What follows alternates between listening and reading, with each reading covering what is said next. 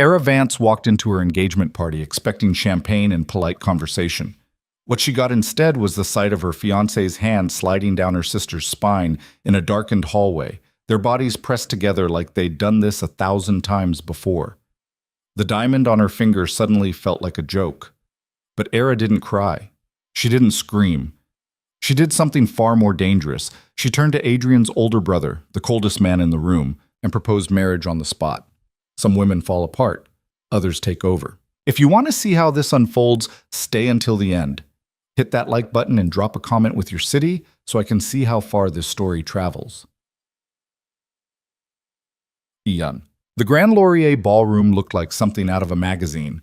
Ivory drapes, crystal chandeliers throwing soft light across tables dressed in cream and gold. Era Vance stood near the entrance, smoothing down the front of her dress for the third time in as many minutes. Pale green silk, simple cut. Elegant enough for an engagement dinner without trying too hard. She didn't feel elegant. She felt like she was wearing someone else's skin. "You look beautiful." Her mother appeared at her elbow, adjusting the clasp of Era's bracelet without asking. "Adrian will be so pleased." Era doubted that. Adrian Morel had proposed 3 months ago in front of his entire family at a charity gala, and she'd said yes because saying no would have been humiliating for both of them. They'd been dating for 2 years. It made sense on paper. She was an architect. He worked in real estate development. Their careers aligned. His family approved. Her family was thrilled. No one had asked if she was happy. "Where is he?" Era's younger sister Cleo bounced up beside them, champagne already in hand despite the party not officially starting for another 20 minutes. She looked radiant in red. She always looked radiant. Cleo had that kind of face, the kind that made people stop and turn around. "Probably networking," Era's mother said. "You know how important tonight is for the Morels?" "Right. Important." This dinner wasn't about celebrating an engagement. It was about the Morel family publicly cementing an alliance with the Vance name, which carried just enough architectural prestige to be useful. Era's father had designed half the luxury properties in the city before he died. Now Era carried that legacy, and Adrian's family wanted access to it. She'd known that from the beginning. She just hadn't cared enough to walk away. "I'm going to find the restroom," Era said. Her mother frowned. "Don't be long. Guests are arriving." Era walked through the ballroom past tables already set with place cards written in calligraphy, past waitstaff carrying trays of champagne flutes and hors d'oeuvres that probably cost more than most people's rent. The Morels didn't do anything small. Adrian's mother had planned this entire evening, right down to the color of the napkins, and Era had smiled and nodded through every decision because what did it matter? It was just a dinner. The hallway leading to the restrooms was quiet, dimly lit. Era's heels clicked against marble floors. She rounded the corner and stopped. Adrian was there. So was Cleo. They weren't talking. Era's brain tried to process what she was seeing in pieces, like her mind couldn't handle the full picture all at once. Adrian's hand on Cleo's waist, Cleo's head tilted back. The way they were standing, bodies angled toward each other, the space between them non-existent. Adrian's thumb brushing the curve of Cleo's hip through red silk. Not an accident. Not a misunderstanding. Familiar. Era didn't move.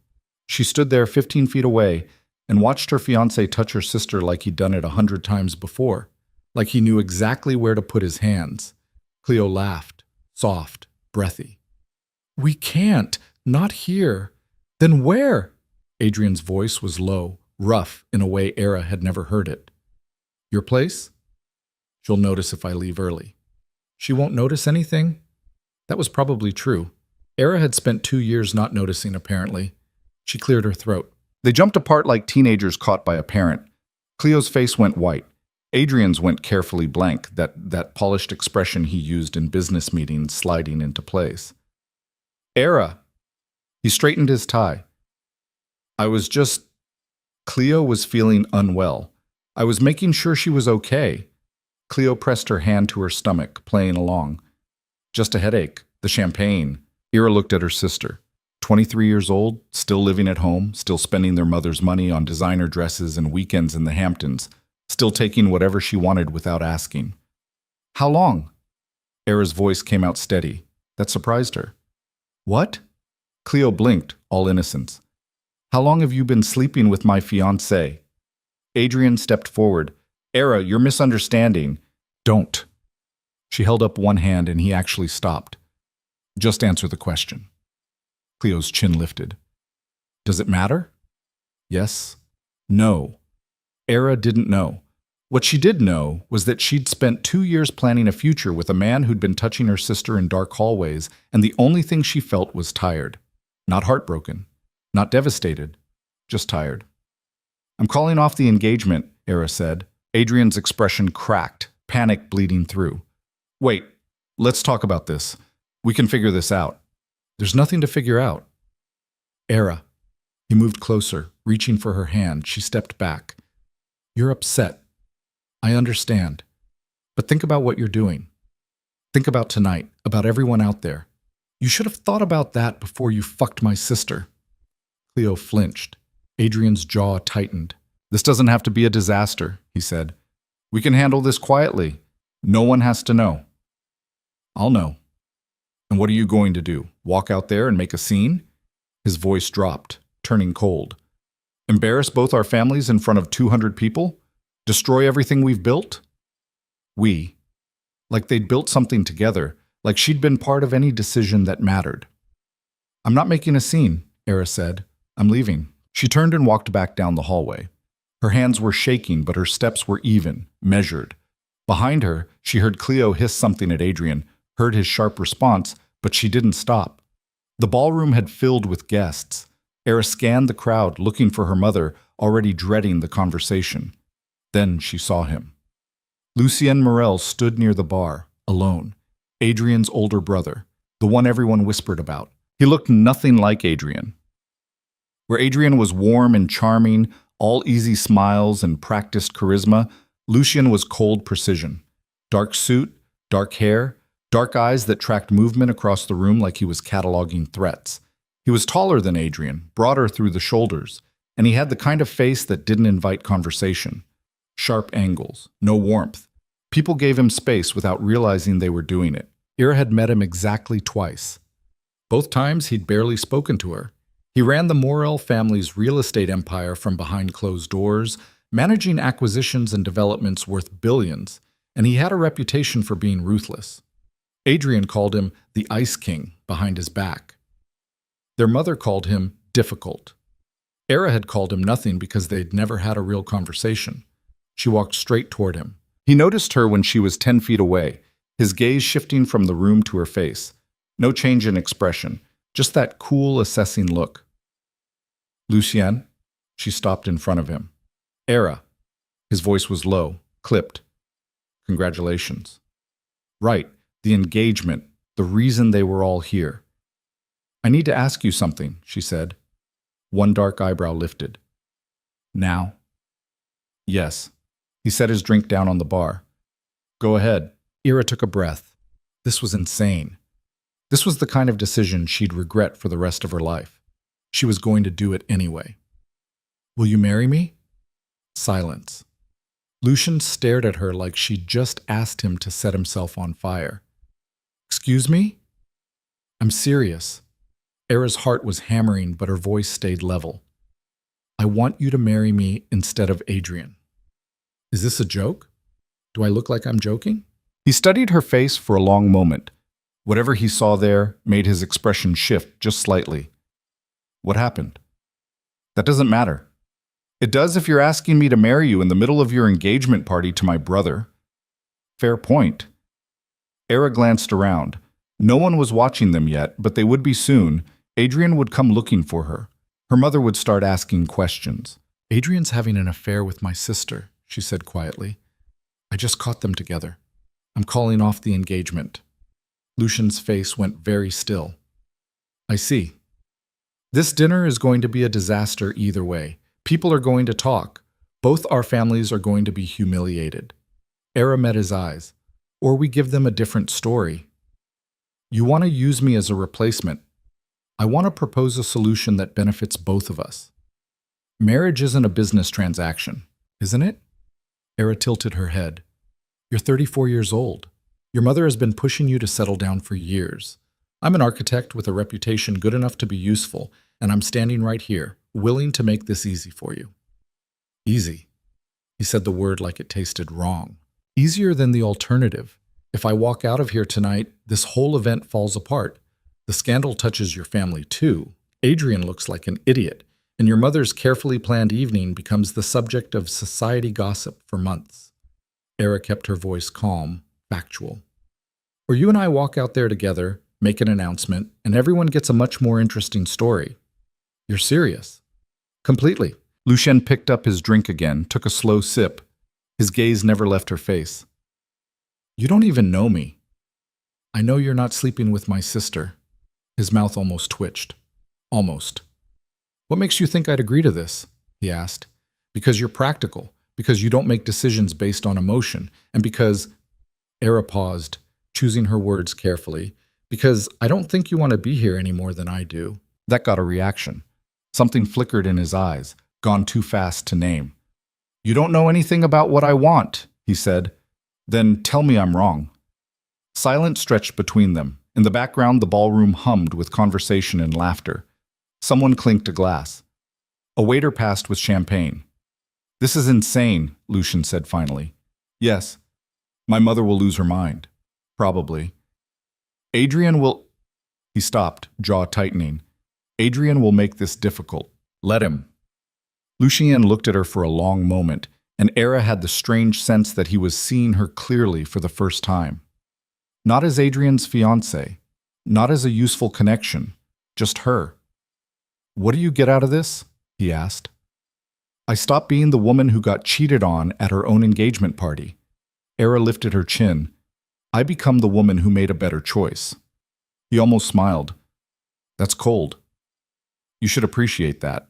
He did smile then, barely there, but real. All right. Era's breath caught. All right. I'll marry you. Lucien set his glass down again, straightening to his full height. But we do this my way. We tell the truth, or enough of it. We don't sneak around and we don't make up romantic stories.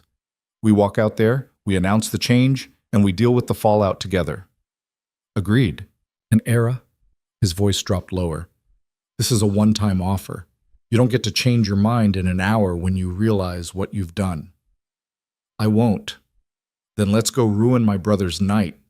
He offered his arm. Era took it. They walked into the ballroom together, and the room didn't notice at first. Why would it? Just two people moving through a crowd. But then someone saw them, whispered to someone else, and the whisper spread like fire across dry grass. Lucien Morel and Era Vance. Together. Era's mother materialized out of the crowd, her face tight with forced cheer. Era, sweetheart, where have you been? We're about to start. Actually, Mother, there's been a change of plans. What kind of change? Lucien's hand covered Era's where it rested on his arm. The kind where I'm stealing your daughter from my brother. Era's mother laughed, uncomfortable, confused. I don't understand. Era and I are engaged, Lucien said, as of 5 minutes ago. The color drained from her mother's face. That's not funny. It's not a joke. Someone gasped. Conversation stopped mid-sentence. The entire room seemed to tilt toward them, 200 people suddenly paying attention. Adrian appeared through the crowd, Cleo trailing behind him. His face had gone red. What the hell are you doing? Answering a proposal, Lucien said calmly. From who? From her. Lucien glanced at Era. Your ex-fiancé made me a better offer. Adrian looked at Era like he'd never seen her before. You can't be serious. I am. This is insane. He grabbed her arm, yanking her away from Lucien. We need to talk now. Lucien moved so fast, Era almost missed it. 1 second, Adrian had her arm. The next, Lucien had Adrian's wrist in a grip that made Adrian's face go white. Don't touch her, Lucien said quietly. She's my fiancée. Not anymore. Adrian jerked his hand free, stepping back. You're both out of your minds. Cleo pushed forward, her face blotchy and red. Era, please, this is crazy. You're upset, I get it, but you can't just... Can't what? Era turned to her sister. Can't walk away from a man who's been sleeping with you for months? Can't decide I deserve better than being second choice in my own relationship? Cleo's mouth opened, closed. No words came out. Oh my God, Era's mother whispered. Oh my God, this can't be happening. It's already happened, Era said. Adrian's mother, Margot Morel, cut through the crowd like a battleship. She was a small woman, barely 5'3", but she carried herself like she owned the room, probably because she did. Lucienne, her voice could have cut glass. What is the meaning of this? Ira and I are engaged. Lucien's expression gave away nothing. I thought you'd be pleased. You've been asking me to settle down for years. Don't be clever with me. Margot's eyes were ice. This is your brother's engagement party. Was his engagement party. Things change. Things don't change in the middle of a ballroom in front of 200 guests. They do now. Margot turned to Era. Did you put him up to this? Is this some kind of revenge scheme because Adrian... She stopped herself. Because Adrian what? Era asked softly. Because he was having an affair with my sister? Yes, that's exactly why. Someone in the crowd gasped. The whispers started again, louder this time, spreading like poison. Margot's face went rigid. We will discuss this privately. There's nothing to discuss, Lucien said. Era and I are getting married. You can accept it or not. That's your choice. You arrogant... Margot's hand came up like she might actually slap him. She lowered it slowly, visibly regaining control. Fine. Do what you want. You always do. She turned and walked away, her spine straight as a blade. The crowd erupted, everyone talking at once, voices rising, speculation and shock and scandal pouring out like water from a broken dam. Era stood in the center of it, Lucien's arm still solid beneath her hand, and felt nothing but a strange, distant calm. She'd just blown up her entire life. She should be terrified. Instead, she felt free. Adrian was still standing there, staring at her like she'd grown a second head. You're making a mistake. No, Era said. I'm fixing one. Lucien steered her toward the exit. The crowd parted for them, everyone too shocked to do anything but stare. Era caught a glimpse of Cleo's face, pale, stricken, tears starting to fall. Good. Outside, the night air was cool and sharp. A car was already waiting, driver standing by the open door. Lucien must have signaled him somehow. Get in, Lucien said. Era did. He slid in beside her and the door closed, muffling the sounds of the chaos they'd left behind. The car pulled away from the curb. Era leaned back against the leather seat and closed her eyes. Her hands were shaking now, adrenaline finally catching up. That was quite a performance, Lucien said. She opened her eyes. He was watching her, expression unreadable. I meant it, Era said. All of it. I know. You really agreed to this? I did. Why? Lucien was quiet for a moment. Then, because you were right, about all of it. I don't want to be there. I don't want to play the good son for my mother, and I definitely don't want to watch my brother parade around with a woman he doesn't deserve. So this is revenge. This is strategy. He turned to look out the window. Adrian has always taken what he wants without thinking about consequences. Maybe it's time he learned. And me? What do I get out of this? What do you want? Ira thought about it. What did she want? Not Adrian, that was certain. Not a marriage built on convenience and family expectations. I want to matter, she said finally. I'm tired of being the practical choice, the safe one, the one everyone overlooks. Lucien looked at her again. I see you. Something in the way he said it made her chest tighten. We need ground rules, Era said. Agreed. This is a business arrangement, not a romance. Understood. We maintain separate lives, separate spaces. Fine. And we're honest with each other. About everything. Era met his eyes. No more lies, no more secrets. I can live with that. The car turned onto a tree-lined street, slowing in front of a building Era recognized. One of the Morel properties in the city's most expensive district. Lucien's building. I'll have your things moved here tomorrow, Lucien said. We'll deal with the paperwork this week. I'll have my lawyers draw up a contract. A prenup? A partnership agreement. This is a merger, not a fairy tale. Right. A merger. Era should feel relieved. This was exactly what she'd asked for. A clean, practical arrangement with no messy emotions. So why did it feel hollow? The car stopped. The driver opened the door. Come on, Lucien said. I'll show you where you'll be living. Era followed him into the building, through a lobby that looked like it cost more than her entire apartment, into a private elevator. Lucian pressed the button for the penthouse. Of course he lived in the penthouse. "This is moving very fast," Era said. "You're the one who proposed in the middle of a ballroom." Fair point. The elevator opened into an apartment that was less home and more architectural statement. Floor-to-ceiling windows overlooking the city. Minimal furniture, all clean lines and expensive materials. Everything precise and controlled. It looked like Lucium. "Guest rooms are down that hall," he said, pointing. "Take whichever one you want. I'm in the master suite at the other end." Separate bedrooms. Did you expect something else? No? But she felt oddly disappointed anyway. Lucian walked to the bar, poured 2 glasses of whiskey. He handed one to Era. "To strategic alliances," he said. Era clinked her glass against his. "To better choices." They drank in silence. Era's phone buzzed, then again, and again. She pulled it out. 23 messages. Her mother, Cleo, Adrian. Friends asking what the hell just happened. She turned the phone off. "They'll keep calling," Lucian said. "Let them." He smiled. A real one this time. Small, but genuine. "You're tougher than you look."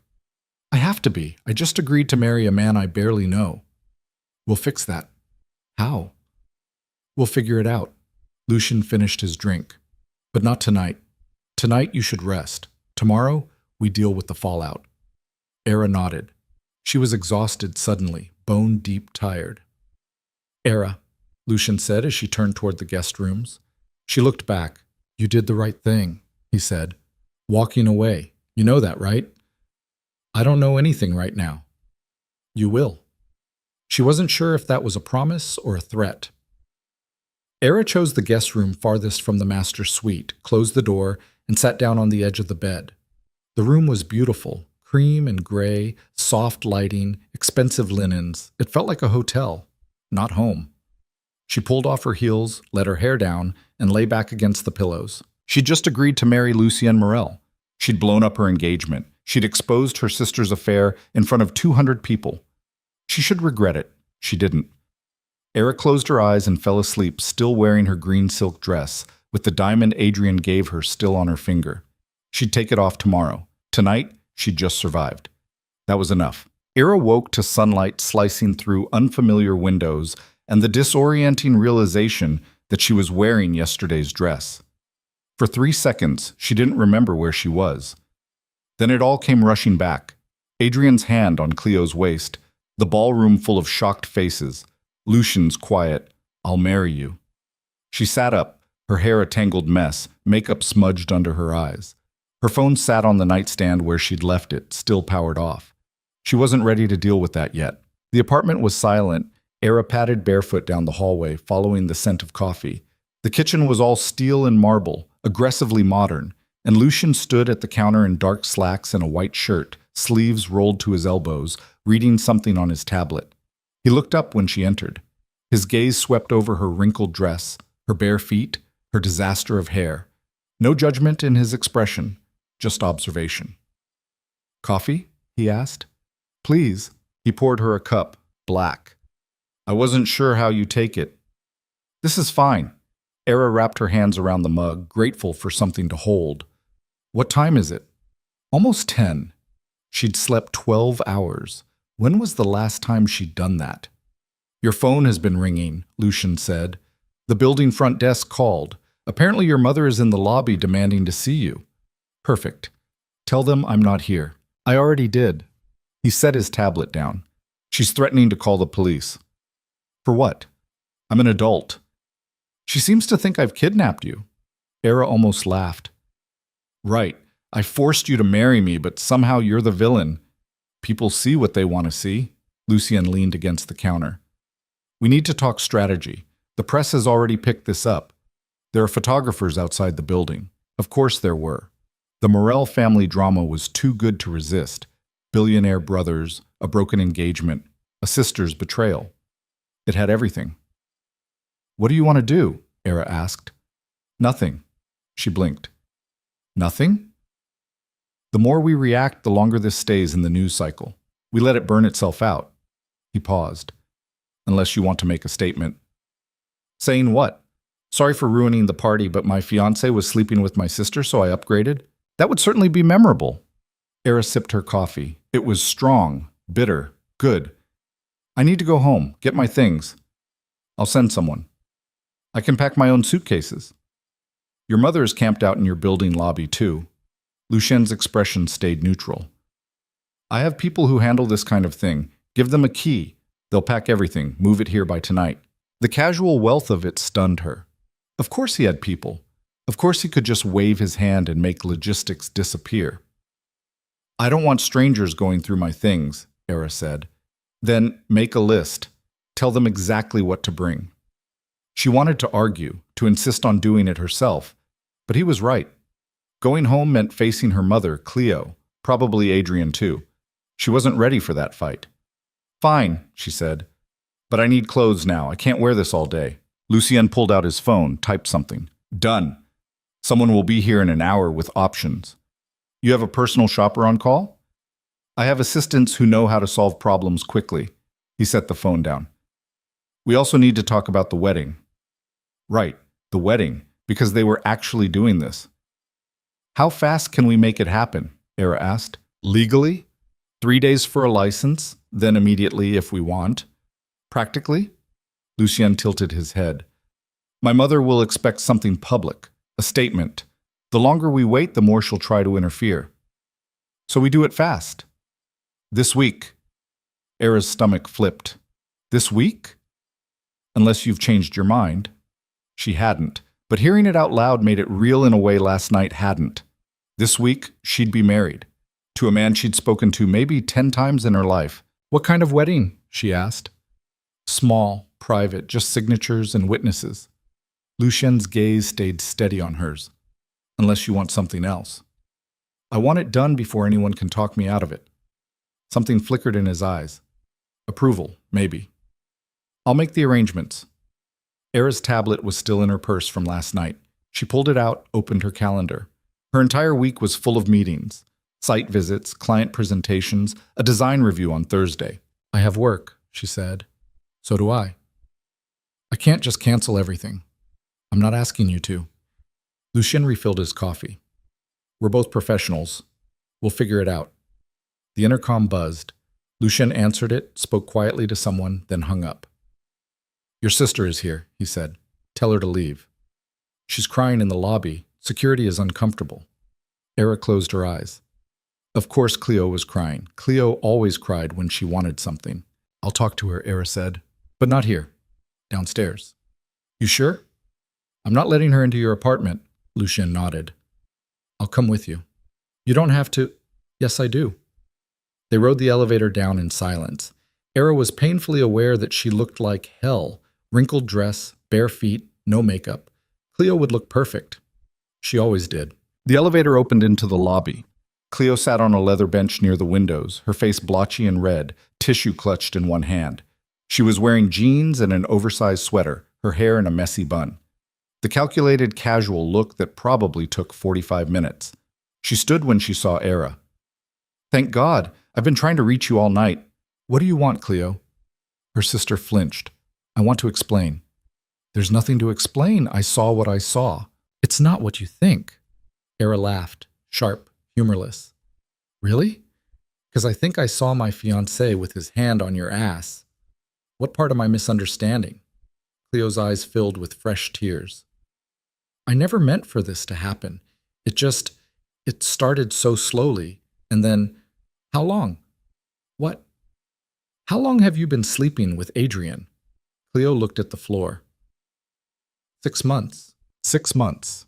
Half a year. While Era had been planning a wedding, choosing flowers, looking at venues, while she'd been sleeping next to Adrian, trusting him.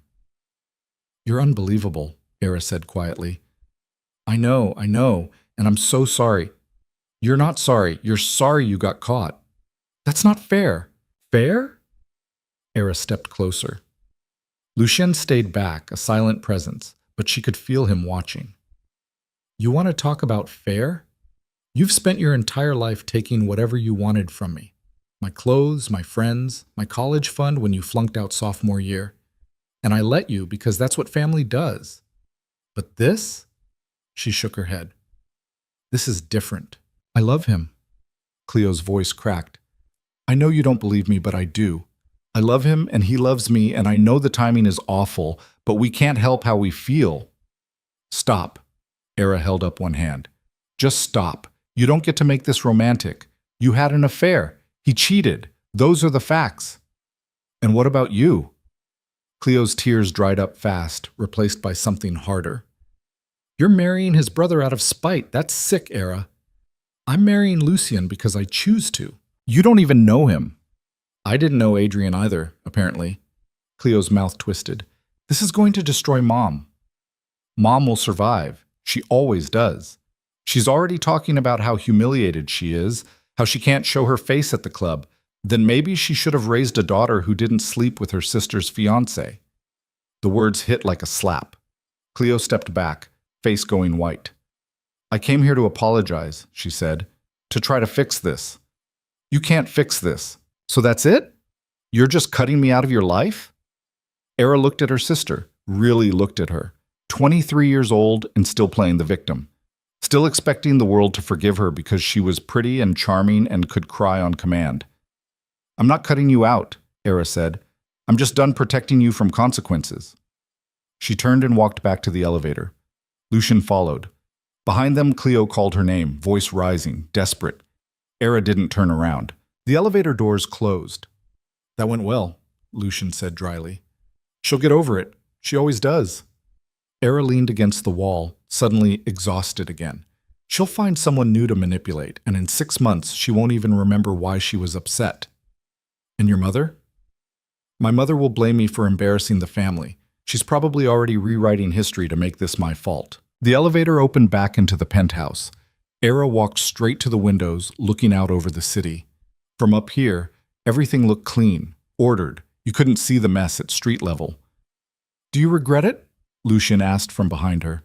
Which part? Any of it. Era thought about that. Did she regret proposing to a stranger? Blowing up her engagement in front of 200 people? Probably. But she didn't regret leaving Adrian. No, she said. I don't regret leaving. I regret not seeing it sooner.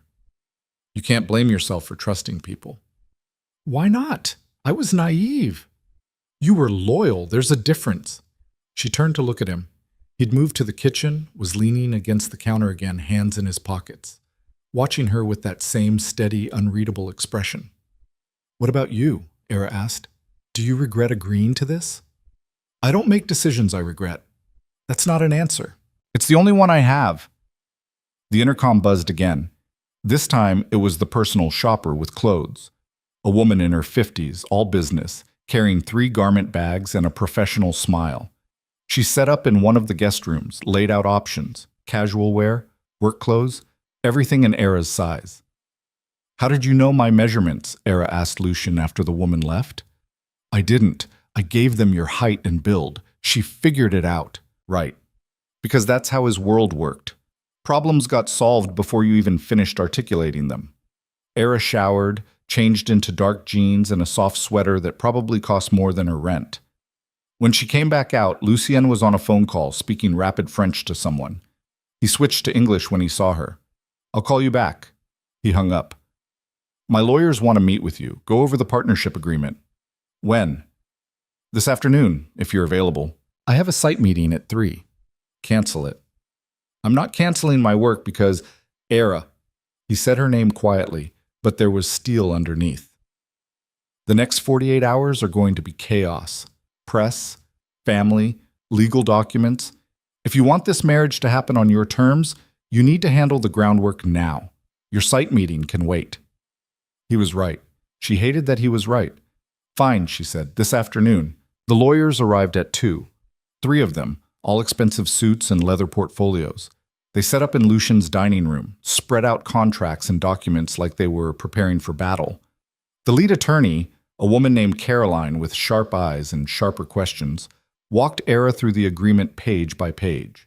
It was less a prenup and more a corporate merger, asset protection, financial boundaries, what happened if the marriage ended. This clause here, Caroline pointed to a paragraph in the middle of page 6. It stipulates separate finances. All assets acquired before and during the marriage remain individual property unless explicitly transferred. So if we divorce, we each walk away with what we brought, Era said. Essentially, yes. And if one of us dies? There's a provision for that. Standard inheritance terms. Nothing passes automatically unless designated in a separate will. It was clinical, bloodless. Exactly what Era had asked for. So why did it feel so empty?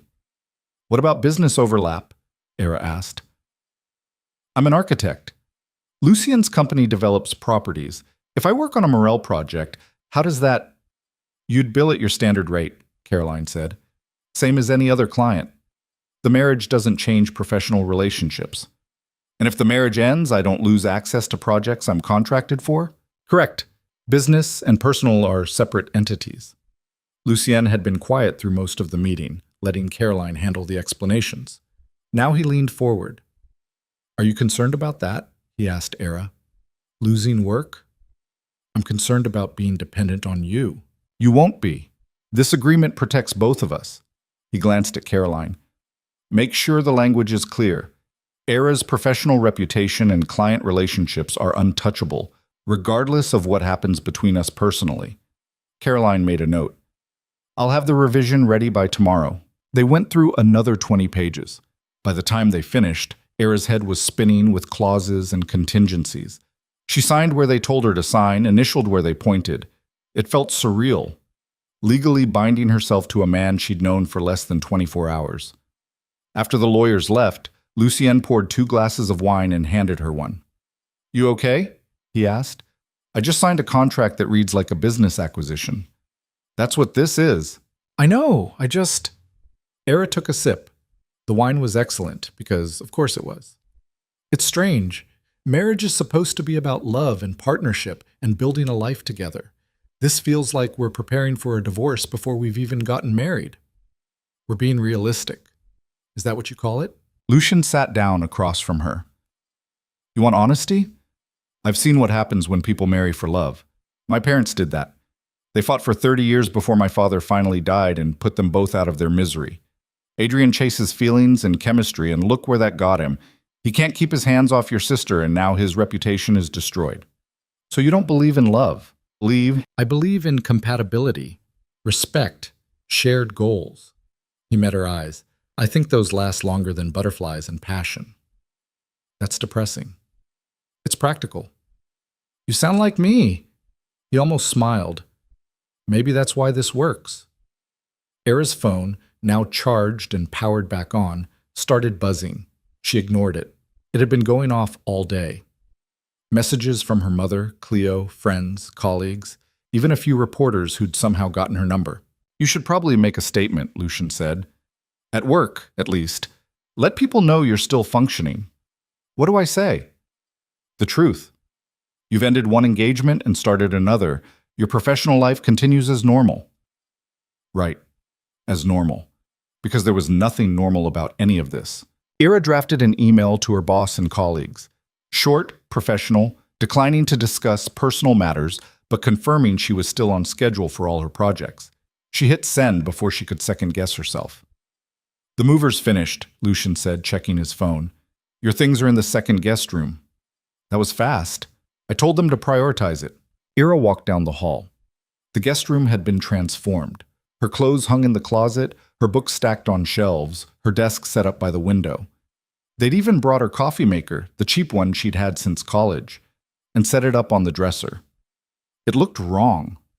Her things didn't belong in this sterile, expensive apartment. She didn't belong here. We can rearrange however you want, Lucien said from the doorway. It's fine. Era. She turned. He was watching her with that careful expression again, like he was trying to read a language he only half understood. This is temporary, he said. The weirdness, the adjustment. It won't always feel this wrong. You don't know that. I do. Because we're both practical people, and practical people adapt. Maybe. Or maybe they'd just signed up for a slow-motion disaster. That night, they had dinner together, takeout from a place Lucien liked, eaten at the kitchen island because the dining room felt too formal. They talked about work, about neutral topics, carefully avoiding anything personal. It felt like a first date between two people who were already married, which was somehow worse than if they'd said nothing at all. I have a meeting tomorrow morning, Lucien said. Development deal in Midtown. I'll be gone until noon. I have a client review at 10. We should coordinate schedules, figure out when we need to appear together. Right. Appearances. They'd need to sell this to the world, even if they weren't selling it to each other. The wedding, Era said. When exactly? Friday, 2 p.m., City Hall, then a small reception here if you want. Nothing elaborate. Will your mother be there? I haven't asked her yet. That should be a fun conversation. Lucien's mouth twitched. She'll come. She won't be happy, but she'll come. What about my family? Do you want them there? Era thought about her mother's hurt, accusing voice, Cleo's tears. No. Then they won't be invited. It was that simple for him. Draw a line, enforce it, move on. Era wished she could do that.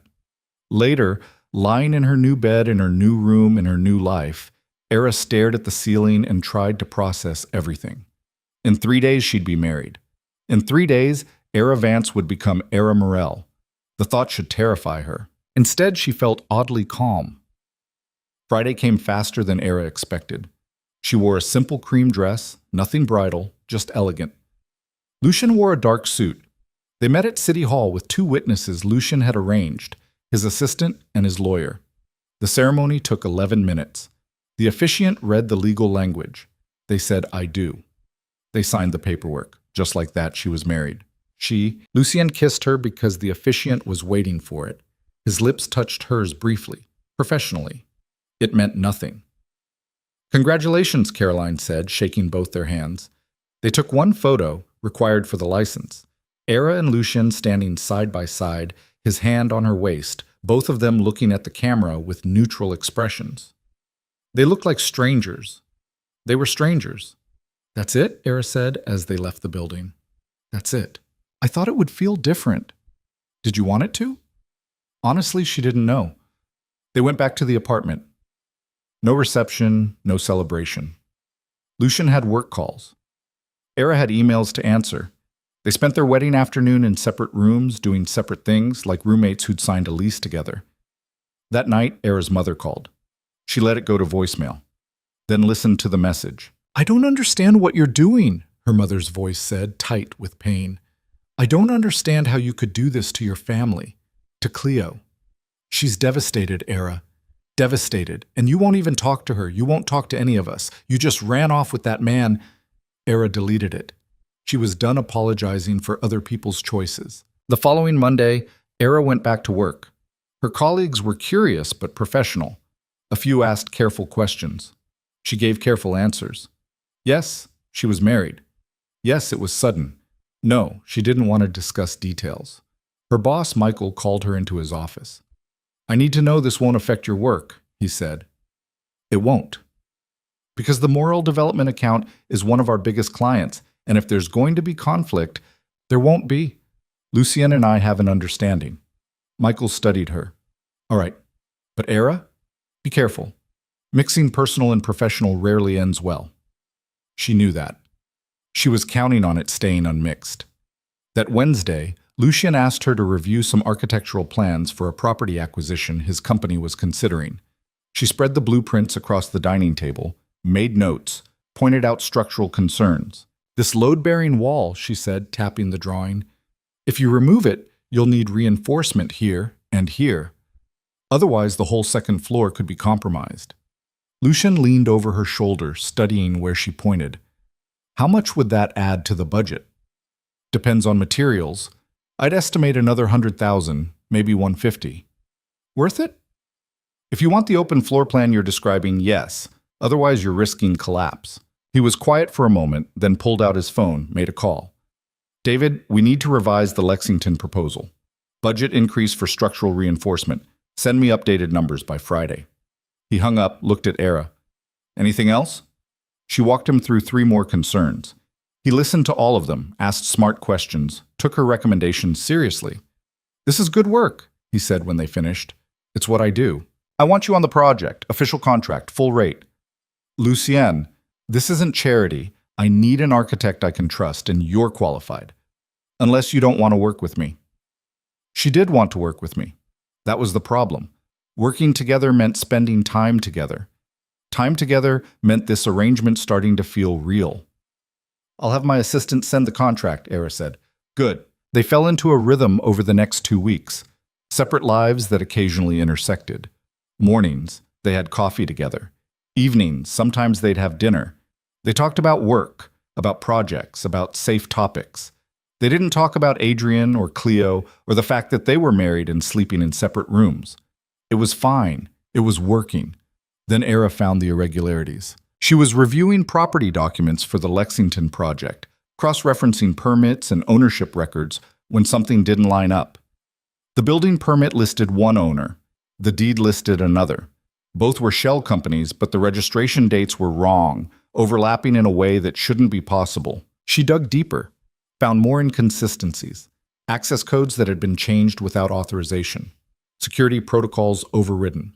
Someone had been moving through Morel properties, making changes, covering tracks. Lucien, she called from her room.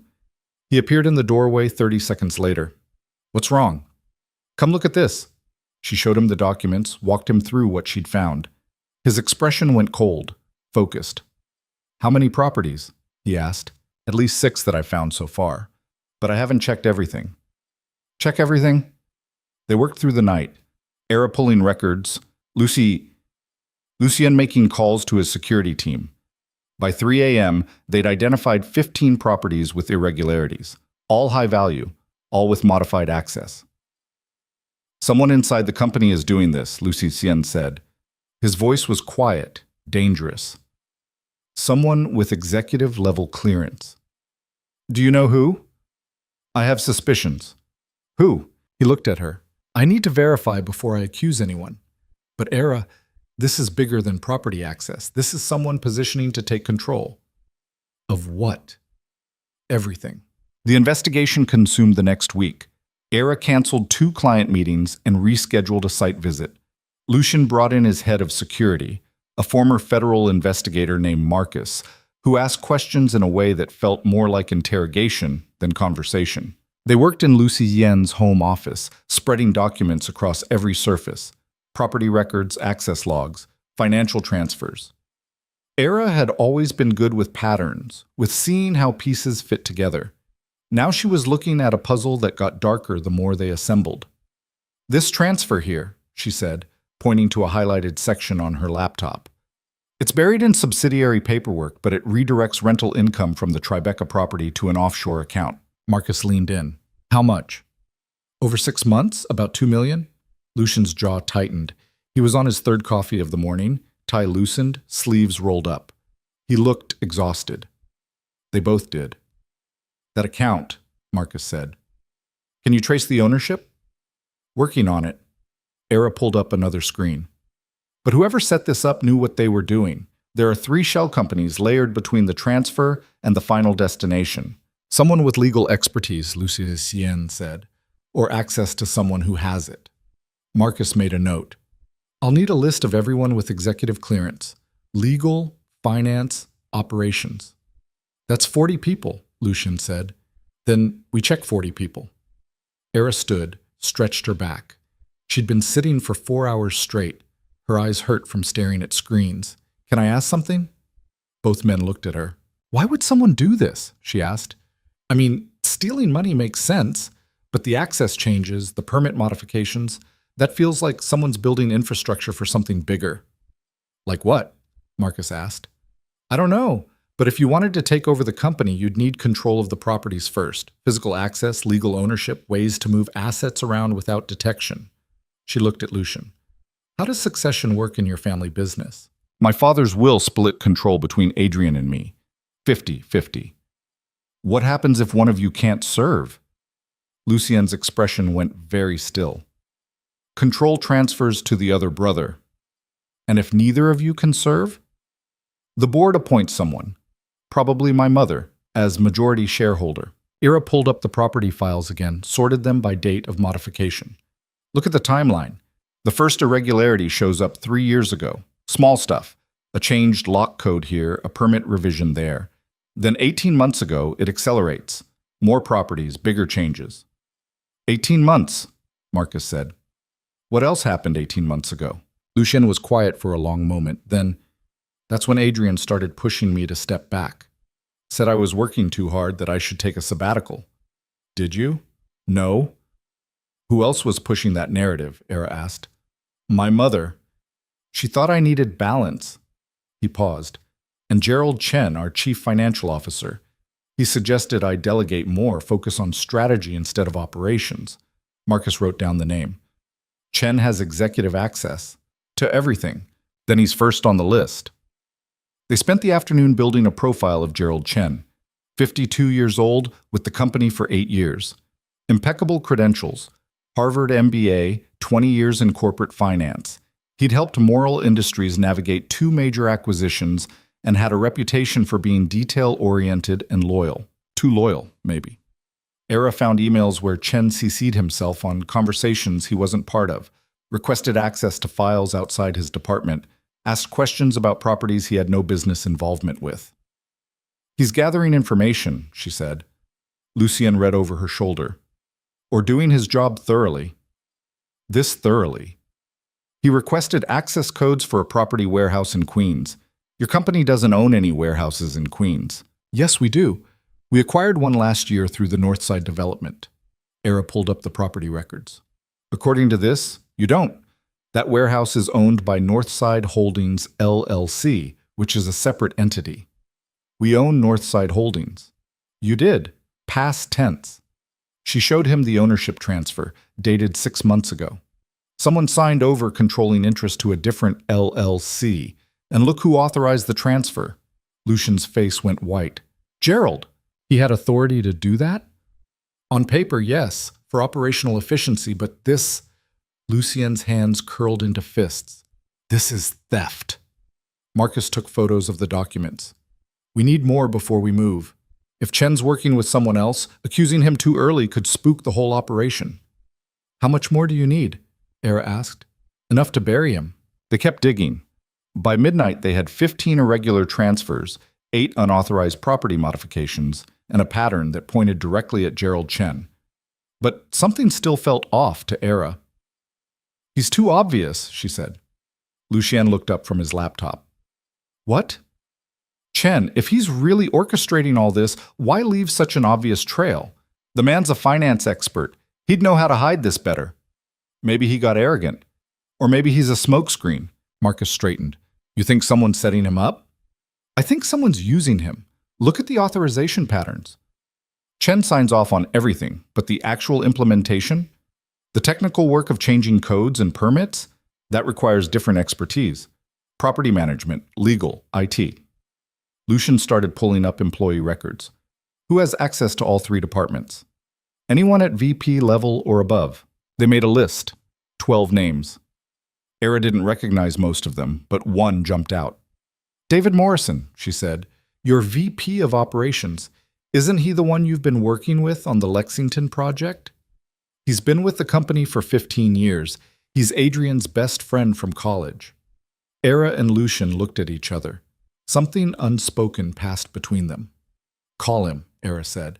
Now? It's almost 1 a.m.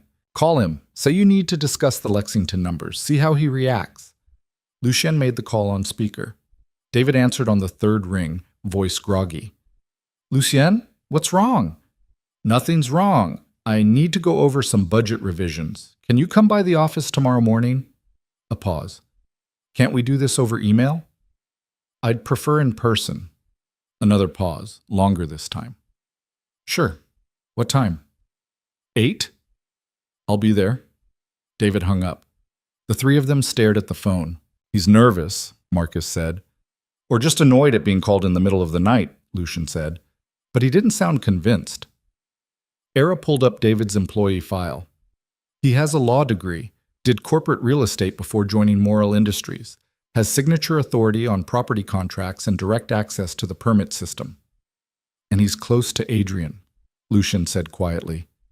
You think your brother's involved? I don't know what I think anymore.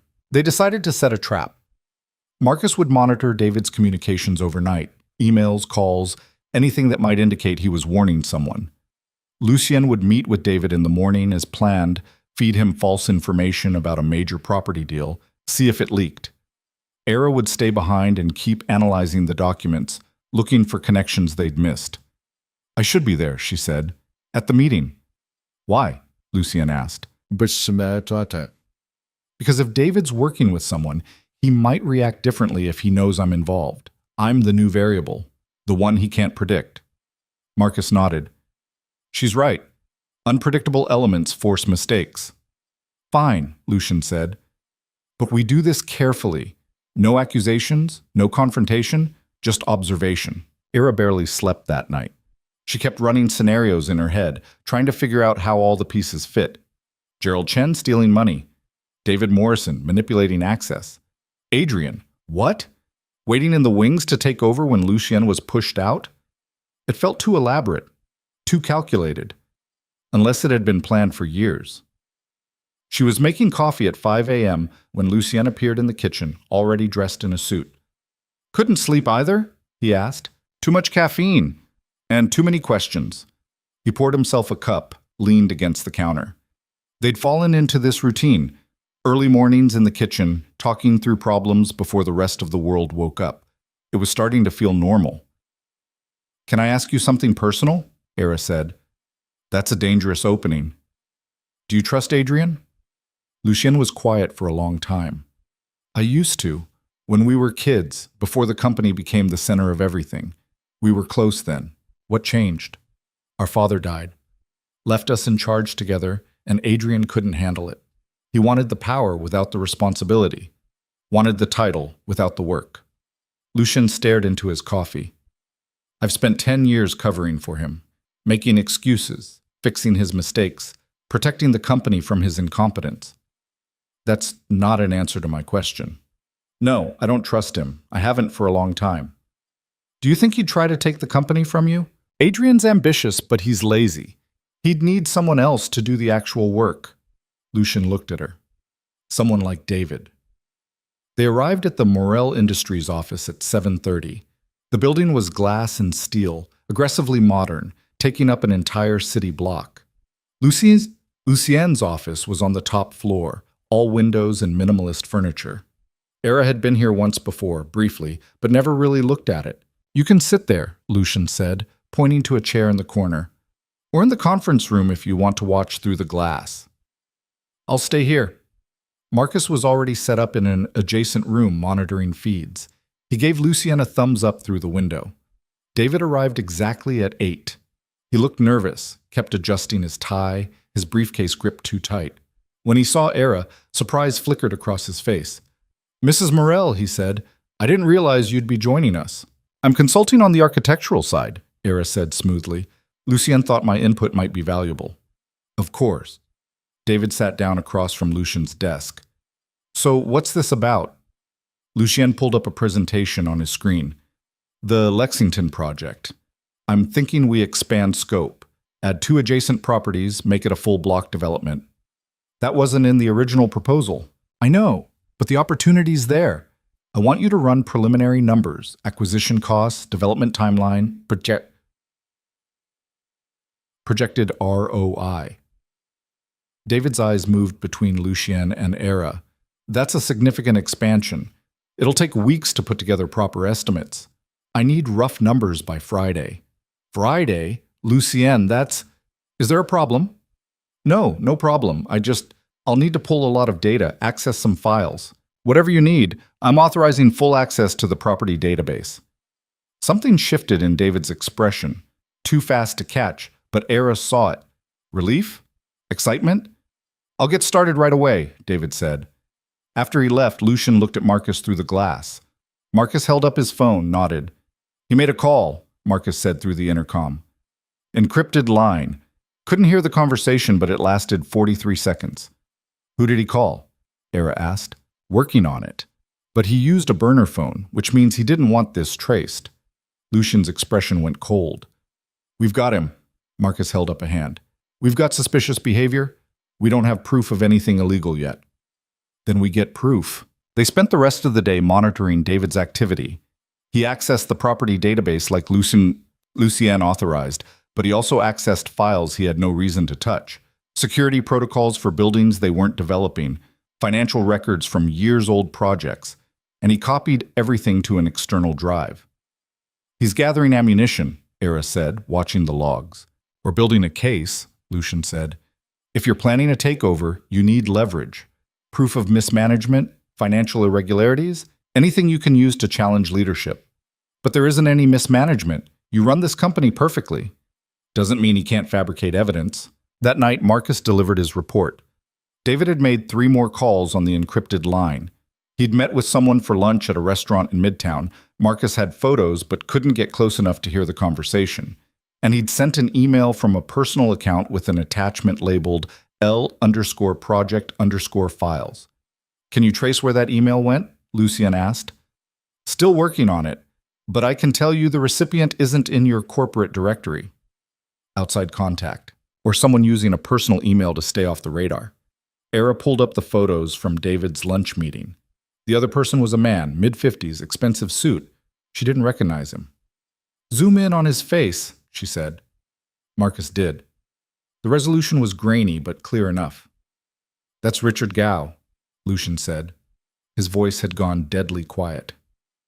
He's a corporate attorney, specializes in hostile takeovers. Shit, Marcus said. This isn't just theft, Era said. This is a coup. Lucien stood, paced to the window. The city stretched out below, lights beginning to flicker on as evening fell. They're planning to push me out, use the irregularities they've created as evidence of mismanagement, challenge my competence, force a board vote. Can they do that? Era asked. If they have enough support, yes. The board has authority to remove leadership if they determine it's in the company's best interest. Who's on the board? 7 members. My mother, Gerald Chen, 3 independent directors, and 2 family representatives. Adrian? Lucien nodded. And my Uncle Thomas. Where does your uncle stand? With whoever's winning. Marcus pulled up a chair. Here's what we know. David Morrison and Gerald Chen are working together, possibly with outside legal help from Richard Gao. They're building a case against you, collecting evidence of property mismanagement and financial irregularities, evidence they probably created themselves. They need board support to force you out, which means they need 4 votes. Adrian makes 3, Lucien said. Gerald, David, and my brother. Your mother wouldn't vote against you, Era said. Don't be so sure. She's been pushing me to let Adrian have more control. If they frame this right, make it look like I'm damaging the company, she might side with them to protect the business. That's insane. That's family. Era's phone buzzed. She glanced at it, then froze. What?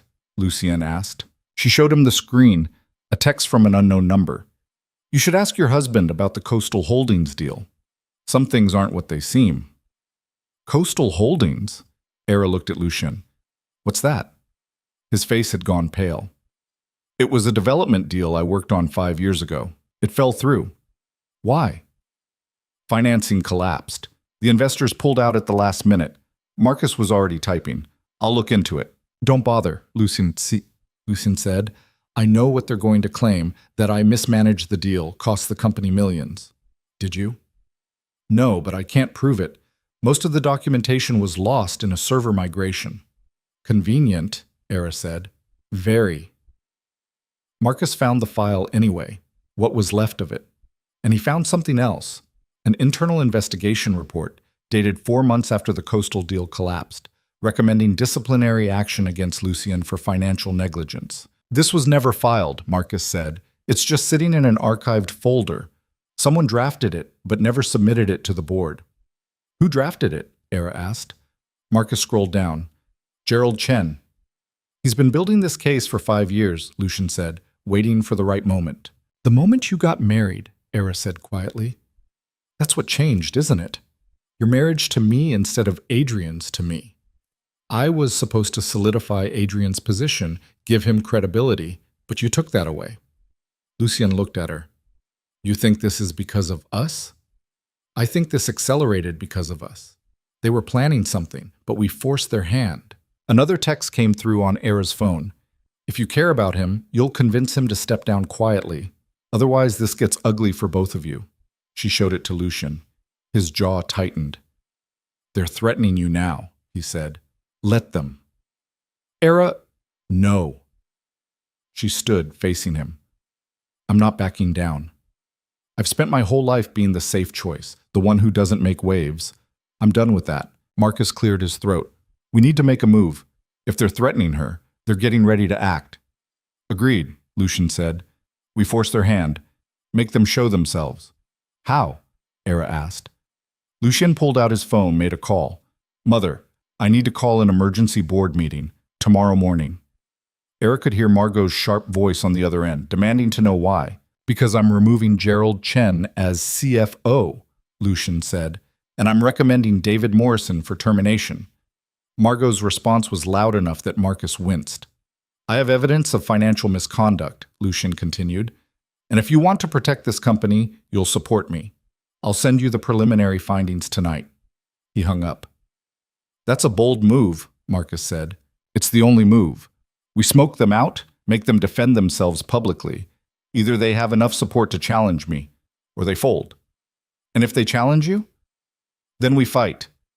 The board meeting was scheduled for 9 a.m. Era spent the night preparing documentation, every irregular transfer, every property modification, every piece of evidence they'd collected.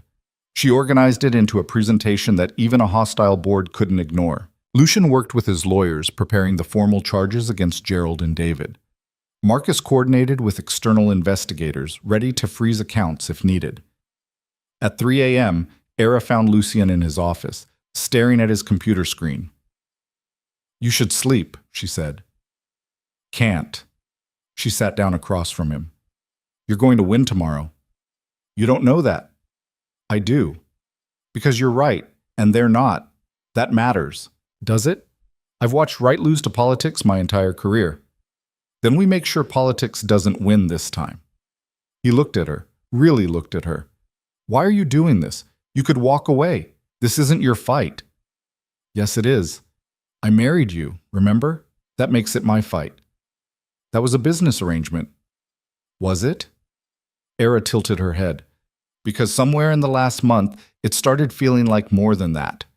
Lucian went very still. Era, I'm not asking for anything, she said quickly. I'm just saying, I'm here. Whatever happens tomorrow, I'm here. He stood, walked around the desk. For a moment she thought he might kiss her, really kiss her, not the perfunctory touch from their wedding. Instead, he took her hand. Thank you. It was enough. The boardroom the next morning felt like a battlefield. 7 people sat around a massive table, Margot at the head, Gerald and Adrian on one side, 3 independent directors on the other. David Morrison sat against the wall, not a voting member, but present as VP of Operations. Lucienne and Era sat together. Marcus was in an adjacent room, ready to provide support.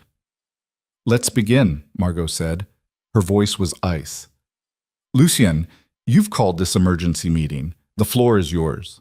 Lucienne stood, pulled up the presentation. For the next 30 minutes, he laid out everything. The irregular transfers, the property modifications, Gerald's role in authorizing unauthorized transactions, David's involvement in implementing them. He showed documentation, timelines, financial records. He connected every dot, built an airtight case. Gerald sat perfectly still through all of it, his face unreadable. When Lucienne finished, the room was silent. Then Gerald stood. May I respond? He asked. Margot nodded. Everything Lucian just showed you is accurate, Gerald said. The transactions happened. The modifications were made. I authorized them. The room erupted. One of the independent directors demanded to know why. Adrian looked genuinely shocked. Gerald raised a hand. I authorized them because Lucienne ordered me to. Lucienne's expression didn't change. That's a lie. Is it? Gerald pulled out his own tablet. I have emails, voice recordings, documentation showing that every single transaction I made was at your direct request. He displayed them on the screen. And there they were, emails from Lucian's address, voicemails in what sounded like his voice, all ordering Gerald to make the exact transfers they'd found.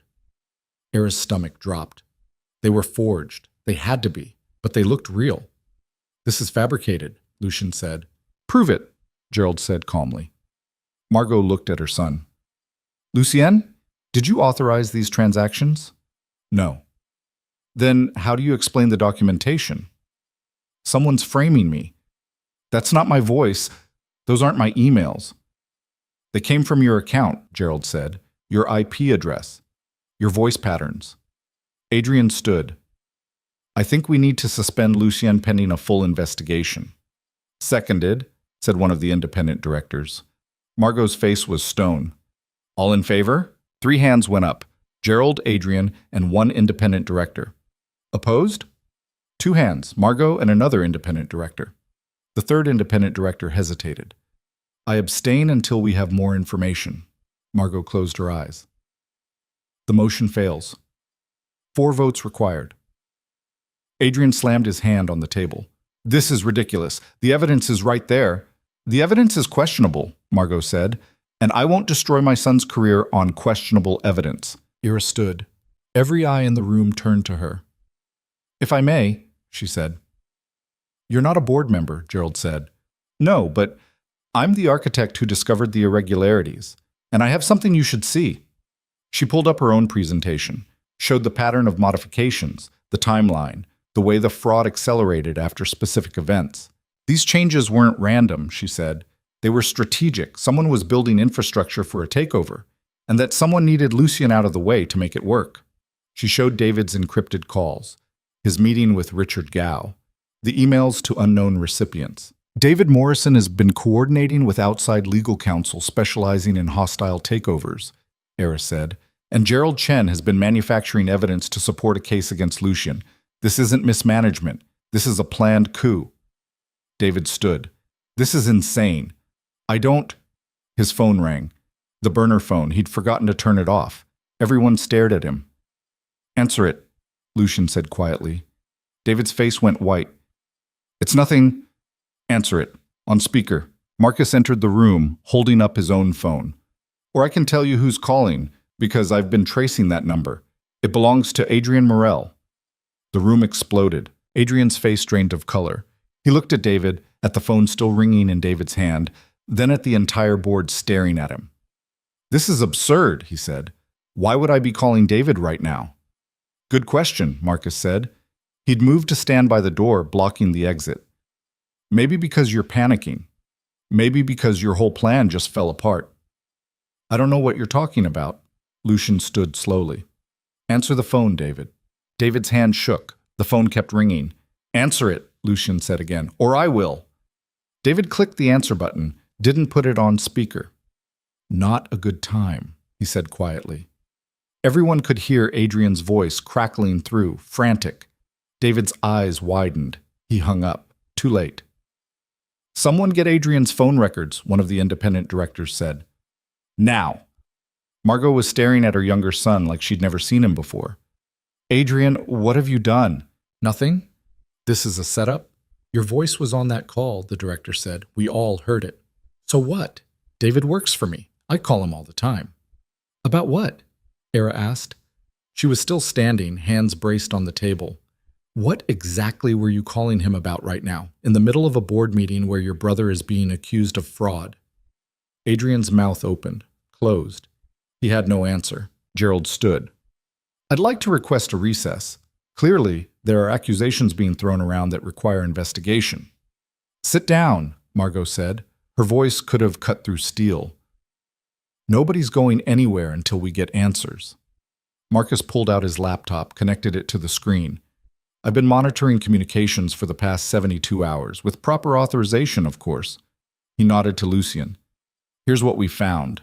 The screen filled with call logs, emails, text messages. A web of communication between Adrian, David, Gerald, and Richard Gow. Conversations about removing obstacles, consolidating control, final phase.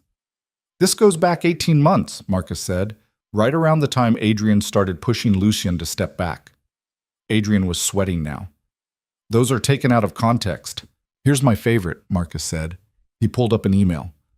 From Adrian to David, dated 6 weeks ago. Once Elle is married to Era, he'll be vulnerable. She's the perfect pressure point. We move after the wedding. The room went dead silent. Era felt like she'd been punched. They'd planned this. They'd known about the engagement. had counted on it, had built their entire strategy around using her against Lucien. "You son of a bitch," Lucien said quietly. Adrian stood. "You don't understand. You've been running this company like your personal kingdom for years, making decisions without consulting anyone, shutting me out of everything important because you're incompetent. I'm your brother. You're a liability." Lucien's voice was cold, controlled. "Everything I've done, every decision I've made has been to protect this company from your mistakes. And instead of being grateful, you decided to stab me in the back. You took everything from me." Adrian's composure shattered. "Father left us equal control, but you've treated me like an assistant for 10 years. Do you know what that's like? Being second to you in everything? Then you should have worked harder." "I did work hard. I brought in David. I cultivated relationships. I built alliances. You committed fraud." Adrian's jaw clenched. "I did what I had to do." Margot stood. She looked older suddenly, tired. "Gerald, did you participate in this?" Gerald adjusted his tie. "I acted in what I believed were the company's best interests." "That's not an answer." "Yes." His voice was flat. "I participated. Adrian approached me 2 years ago with concerns about Lucien's management style. We agreed that change was necessary. By framing my son for crimes he didn't commit, by documenting a pattern of decisions that put personal ego ahead of company welfare." "That's bullshit," Era said. Everyone looked at her. "I've spent the last month reviewing property documents. Every single decision Lucien made was sound. The only questionable transactions were the ones you created." "You're hardly objective," Gerald said. "You're his wife." "I'm an architect with 15 years of experience and a reputation that was sterling before I ever met him. Don't dismiss me because I'm inconvenient to your narrative." One of the independent directors leaned forward. "I want to see everything, every document, every call log, every piece of evidence. We're not voting on anything until I have the full picture." "Agreed," said another. Margot looked at Adrian. "You're suspended, effective immediately. You'll surrender all company access, all passwords, all authorization codes." "Mother, you plotted against your brother. You committed corporate espionage. You're lucky I'm not calling the police right now." "This is insane. I was trying to save the company." "You were trying to steal it." Margot's voice cracked, just slightly. "Get out." Adrian stared at her, then at Lucien. "This isn't over." "Yes," Lucien said. "It is." Security escorted Adrian from the building. Gerald went too, though technically he hadn't been terminated yet. David tried to leave, but Marcus stopped him. "We need a statement," Marcus said. "Full cooperation in exchange for consideration. Otherwise this goes criminal." David looked at the board, at Lucien, at Era. He nodded. The meeting adjourned. Era felt like she'd been holding her breath for an hour and could finally exhale. "You okay?" Lucien asked quietly. "I don't know." They went back to his office. Margot followed them, closing the door. "I need to apologize," she said. Lucien looked at his mother. "For what?" "For not seeing this sooner. For pushing you to include Adrian, to give him more responsibility. I enabled this." "You didn't know." "I should have." Margot sat down heavily. "He's my son, and I should have seen what he was capable of." "He's angry," Lucien said. "He's always been angry. At father, at me, at the world. This was inevitable." Margot's gaze shifted to Era. "And you? I owe you an apology too." "For what?" Era asked. "For assuming you were another one of Adrian's poor choices. For not welcoming you to this family properly." She paused. "You saved my company today. That's not something I'll forget." "I didn't do it for the company," Era said. "I did it for him." Something softened in Margot's expression. "I can see that." After she left, Era collapsed into a chair. Her hands were shaking with leftover adrenaline. "That was terrifying," she said. "You didn't look terrified." "I'm a good actress." Lucien knelt in front of her chair, took her hands. "You were incredible, the way you laid out the evidence, the way you called out Gerald." "I was so angry. They tried to use me against you. They actually thought I'd—" She couldn't finish the sentence. "I know." "And Adrian, he planned this whole thing. The affair with Cleo, the engagement drama, all of it." "Maybe not the affair," Lucien said, I think that was just Adrian being Adrian. But everything after? Yeah, he saw an opportunity and took it. Ira looked at their joined hands. That email Marcus showed. About me being a pressure point. They were going to threaten me, weren't they? To make you step down. Probably. What would you have done? He met her eyes. I don't know, but I'm glad we didn't have to find out. Her phone buzzed. She pulled it out. A text from Cleo. Can we talk? Era showed Lucien. He frowned. You don't have to respond. I know. But some part of her was curious. She typed back, about what? The response came immediately. I know what Adrian did. I'm sorry. Era stared at the message, then typed, You're sorry about which part? Sleeping with him or not warning me he was trying to destroy my husband.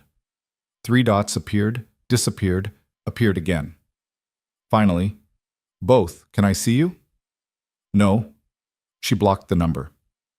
That was cold, Lucien said. I'm learning from the best. He almost smiled. The next week was chaos. David gave his statement to investigators, implicating both Adrian and Gerald in the fraud scheme. Gerald lawyered up, refused to cooperate. Adrian disappeared, left the city, according to his assistant. The board voted to remove Gerald as CFO and terminate his contract. They stripped Adrian of all operational authority, but couldn't remove him as a shareholder without a lengthy legal battle. Lucien didn't care. As long as his brother had no actual power, he could keep his shares. The press had a field day. Morel family drama, corporate conspiracy, brother against brother. It was exactly the kind of story they loved. Era's name got dragged through it all. The architect who uncovered the fraud, the new wife who saved her husband's company. Her phone didn't stop ringing. Reporters, former colleagues, clients, wanting to know if she was still available for work or if she'd been absorbed into the Morel empire. I'm still me, she told one persistent architecture journalist.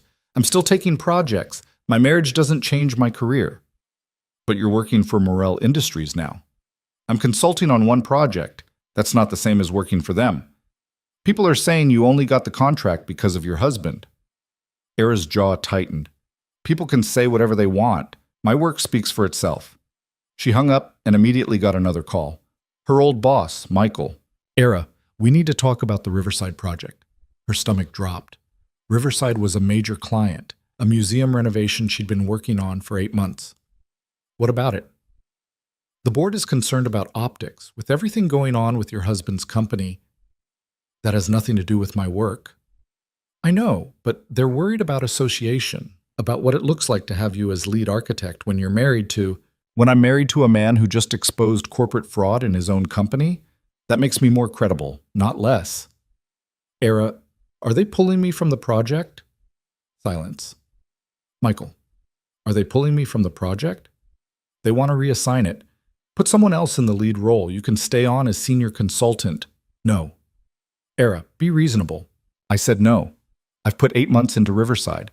I know that building inside and out. If they want someone else, they can find a new firm. You can't make ultimatums like that. Watch me. She hung up. Threw her phone across the room. It hit the wall. Didn't break. Which was disappointing because she wanted to break something. Lucien appeared in the doorway. What happened? They're trying to demote me. Because of you. Who is? My firm. The Riverside client. Everyone. She paced, too angry to sit still. I'm being punished for being married to you, for being good at my job, for standing up in that boardroom and telling the truth. Era, don't. Don't tell me it'll be fine or that it doesn't matter. It matters to me. He stepped into the room, caught her mid-pace.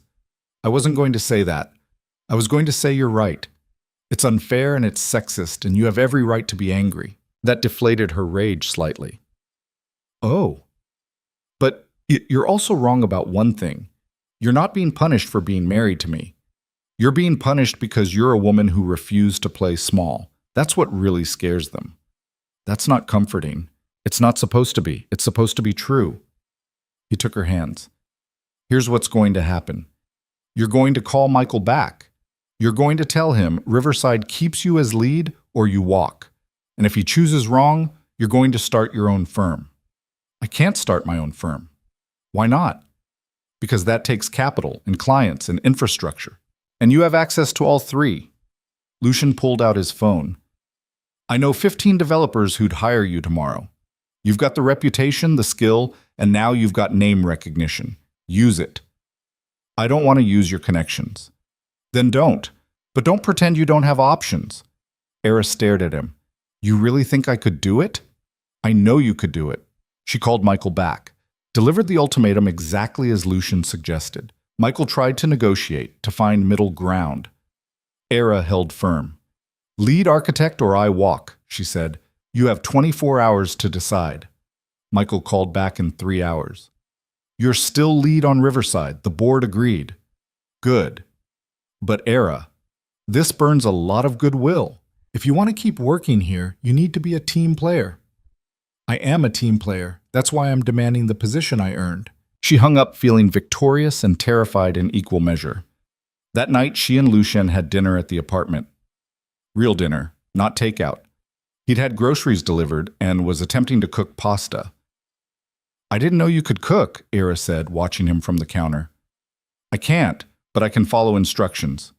He gestured to his tablet, which had a recipe pulled up. It's basically chemistry. That's exactly what someone who can't cook would say. The pasta turned out fine. They ate at the kitchen island, talking about everything except work and family and the disaster of the last 2 weeks. Tell me something I don't know about you, Lucien said. Like what? Anything, something real. Era thought about it. I wanted to be a painter before architecture.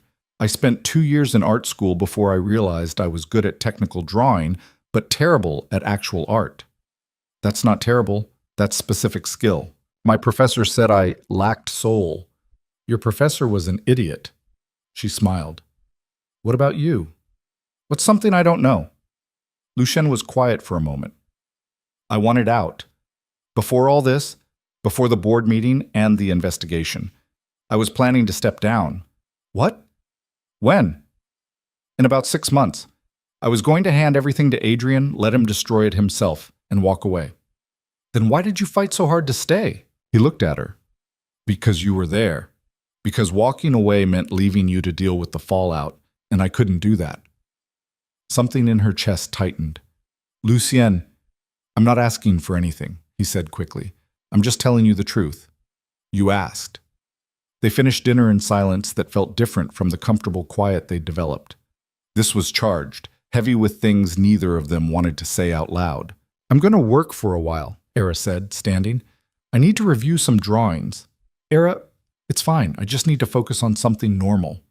She escaped to her room, spread blueprints across her desk, tried to lose herself in measurements and structural calculations. But her mind kept drifting back to the kitchen, to Lucien's words. He'd fought for the company because of her, not because he wanted it, because leaving meant abandoning her. She didn't know what to do with that information. Around midnight, her phone rang. Unknown number. She almost didn't answer, but something made her pick up. Era Vance? A woman's voice, professional. It's Era Morel now. Of course, my apologies. This is Catherine Reeves from the Architectural Licensing Board. I'm calling about a complaint we received. Era's stomach dropped. What kind of complaint? Regarding your work on the Lexington project. The complainant alleges you've been sharing confidential client information and using your position as Mrs. Morel to gain unfair advantage in bidding. That's completely false. I'm sure it is. But we're required to investigate all complaints. I'll need you to come in for a formal interview. Bring any relevant documentation, contracts, communications, work product. Who filed the complaint? I can't disclose that until the investigation is complete. But Era already knew. Adrian. This was his revenge. After she hung up, she sat in the dark, trying to breathe through the panic. They were coming after her career now, not just demoting her or reassigning her, actually trying to destroy her professional reputation. She walked to Lucien's office. The door was open, light still on. He was at his desk, reading something on his screen. They filed a complaint against me, she said, with the licensing board. He looked up. Who did? I don't know officially, but it's Adrian. It has to be. Lucien's expression went dark. What kind of complaint? She told him. Watched his face get colder with every word. That bastard, he said quietly. He can't touch me anymore, so he's going after you. What do I do? You fight it. You document everything. You lawyer up, and you prove it's baseless. He stood. And I make sure Adrian regrets ever filing it. How? I still have leverage. Board seats, shareholder votes, access to family trusts. He wants to play dirty? I'll bury him. Lucien, no, I don't want you compromising yourself because of me. Too late. I'm already compromised. He crossed to her. You stood up in that boardroom and defended me when you barely knew me. You've spent weeks helping me fight a conspiracy you had nothing to do with. This is the least I can do. This is my career, and you're my wife, which means your fight is my fight. The words hung between them. Your wife. Not his partner in a business arrangement, not his strategic alliance. His wife. Lucien, she said softly. He kissed her. Not the careful press of lips from their wedding. Real, deep, desperate. His hands cupped her face, fingers sliding into her hair. She made a sound, surprise or surrender, she wasn't sure, and kissed him back. They stumbled backward until she hit the desk. His hands found her waist, lifted her onto the edge. She wrapped her legs around him, pulling him closer, months of tension and careful distance finally breaking. We shouldn't, she said against his mouth. I know. This complicates everything. I don't care. Neither did she. Not right now. Not with his hands on her skin, his breath ragged. The careful control he always maintained finally slipping. They made it to his bedroom. Clothes disappeared between kisses and whispered words that might have been names or promises or just sounds.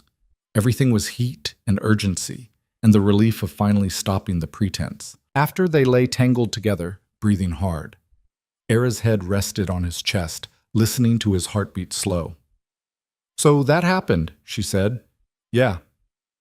Are we going to talk about it? Do you want to? Honestly, she didn't know. Talking meant defining it, putting labels on something that felt too big and too fragile for words. Later, she said. We can talk about it later. Okay.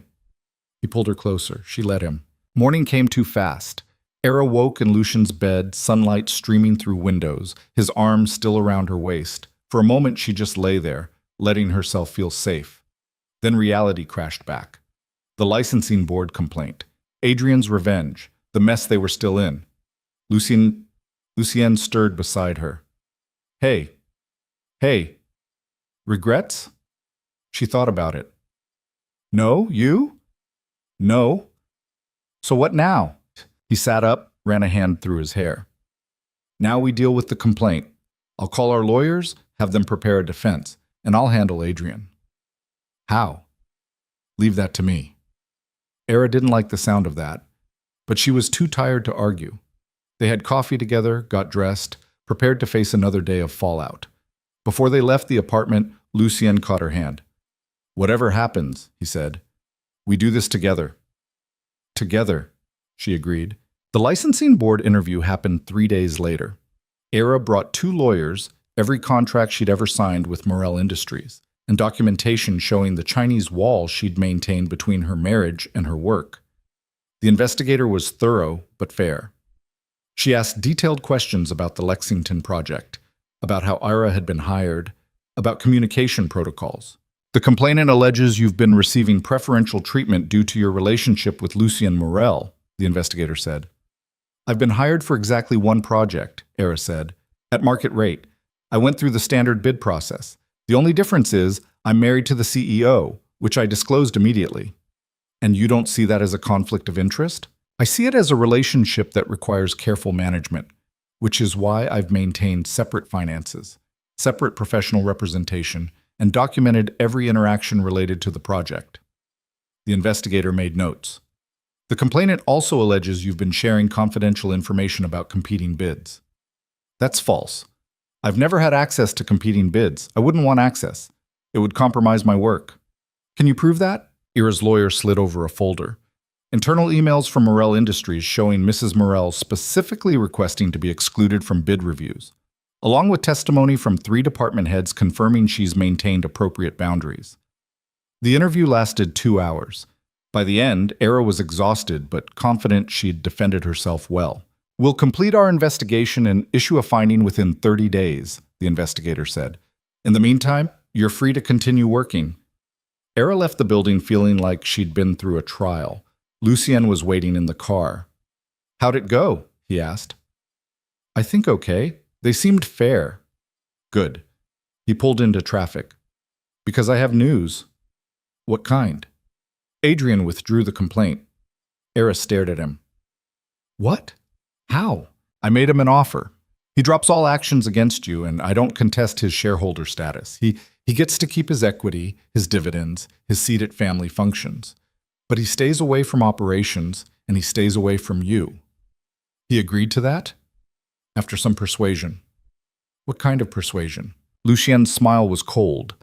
"The kind that involves me having documentation of every illegal thing he's done for the past 5 years. Tax evasion, securities fraud, witness tampering. I told him I'd turn it all over to federal investigators unless he backed off." "That's blackmail." "That's protection. He goes after you again. I destroy him. Simple as that." Era should probably be disturbed by how casually he said it. Instead, she felt relieved. "Thank you," she said. "Don't thank me. I should have done it sooner." They drove back to the apartment in silence. Inside, Era collapsed onto the couch. "I need a vacation," she said. "Where do you want to go?" "Somewhere with no board meetings, no lawyers, and no family drama." "That's asking a lot." She laughed. It felt good to laugh. Lucien sat beside her, pulled her against his side. "We're going to be okay. You know that, right?" "Are we?" "Yeah, we survived a corporate coup and your evil sister. We can handle anything." "What about us?" The question came out quieter than she meant. "Can we handle us?" He turned to look at her. "What do you mean?"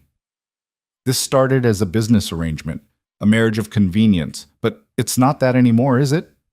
"No," he said. "It's not." "So what is it?" "I don't know, but I want to find out." Era leaned into him. "Me too." "No more separate rooms?" "No more separate rooms. No more pretending this is just strategy? No more pretending." He kissed her forehead. "Good." They sat like that for a long time, watching the city darken outside the windows, letting themselves be still for the first time in weeks. Whatever came next, they'd face it together. The licensing board cleared Era 2 weeks later. Full exoneration, no findings of misconduct, a formal letter stating the complaint had been withdrawn and the investigation closed. She framed it and hung it in her office, not as a trophy, but as a reminder that she'd survived someone trying to destroy her career and came out stronger. Work became her anchor in the weeks that followed. The Lexington project moved into full development, and Era threw herself into it with an intensity that bordered on obsessive. She revised blueprints, coordinated with contractors, spent hours on site watching the structure take shape. This was hers in a way nothing else had been, earned through skill, not connections or convenience. Lucien noticed. "You're working too hard," he said one night when she came home at 9, exhausted and covered in concrete dust. "I'm working exactly as hard as I need to." "You're trying to prove something." "Maybe I am." She dropped her bag by the door, kicked off her boots. "Is that so wrong?" "No, but you don't have to prove anything to me." "I'm not doing it for you. I'm doing it for myself." He understood that, better than anyone else would have. They'd fallen into something that felt almost normal over the past month. Shared mornings, separate workdays, evenings spent either working together or deliberately not working at all. They'd stopped sleeping in separate rooms, stopped pretending this was temporary or strategic. But they also hadn't defined it, hadn't sat down and talked about what they were to each other beyond the legal contract they'd signed. Era told herself that was fine. Definitions could wait. They had time. Then Margot invited them to dinner. "Just family," she said over the phone. "You, Lucien, and me. No agenda, no business. I'd like to get to know my daughter-in-law properly." Era agreed because refusing felt petty, but she spent the entire drive to Margot's house feeling like she was walking into an ambush. The house was exactly what Era expected. Massive, perfectly decorated, cold despite the expensive furnishings. Margot greeted them at the door in elegant black, every hair in place, her smile polite and unreadable. "Era, thank you for coming." "Thank you for having me." They sat down to dinner in a dining room that could have seated 20, just the three of them at one end of a table that stretched forever. The food was excellent. The conversation was careful. "How's the Lexington project coming?" Margot asked. "On schedule. We broke ground last week. Lucian speaks very highly of your work." I appreciate that. You should. My son doesn't give compliments lightly. Lucian shot his mother a look. She ignored it. I owe you an apology, Margot said. A real one, not the half-hearted thing I gave you in Lucian's office. You don't... I do. I spent years pushing my sons to compete with each other, telling Adrien he needed to be more like Lucien, telling Lucien he needed to be more accommodating to Adrien. I created the environment that made what happened possible. Lucien set down his fork. Mother, we don't need to do this now. Yes, we do. Margot looked at Era. You walked into a family that was already broken, and instead of running when you saw how bad it was, you stayed. You fought for us when we didn't deserve it. I fought for Lucien, Era said, not for the family. I know. That's why I'm grateful. Margot paused. Adrien called me yesterday. The temperature in the room dropped. What did he want? Lucian's voice was flat. To apologize. To me? To you through me? He's in therapy, apparently. Working through his issues. Good for him. Lucien, no, I don't want to hear it. He stood. Adrien doesn't get forgiveness just because he's talking to a therapist. He tried to destroy me, tried to destroy Era. Apologies don't fix that. I'm not asking you to forgive him. I'm asking you to consider the possibility that people can change. When he's earned that consideration, we'll talk. Lucien walked out of the room. Era heard a door slam somewhere in the house. Margot sighed. He's angrier than I thought. Can you blame him?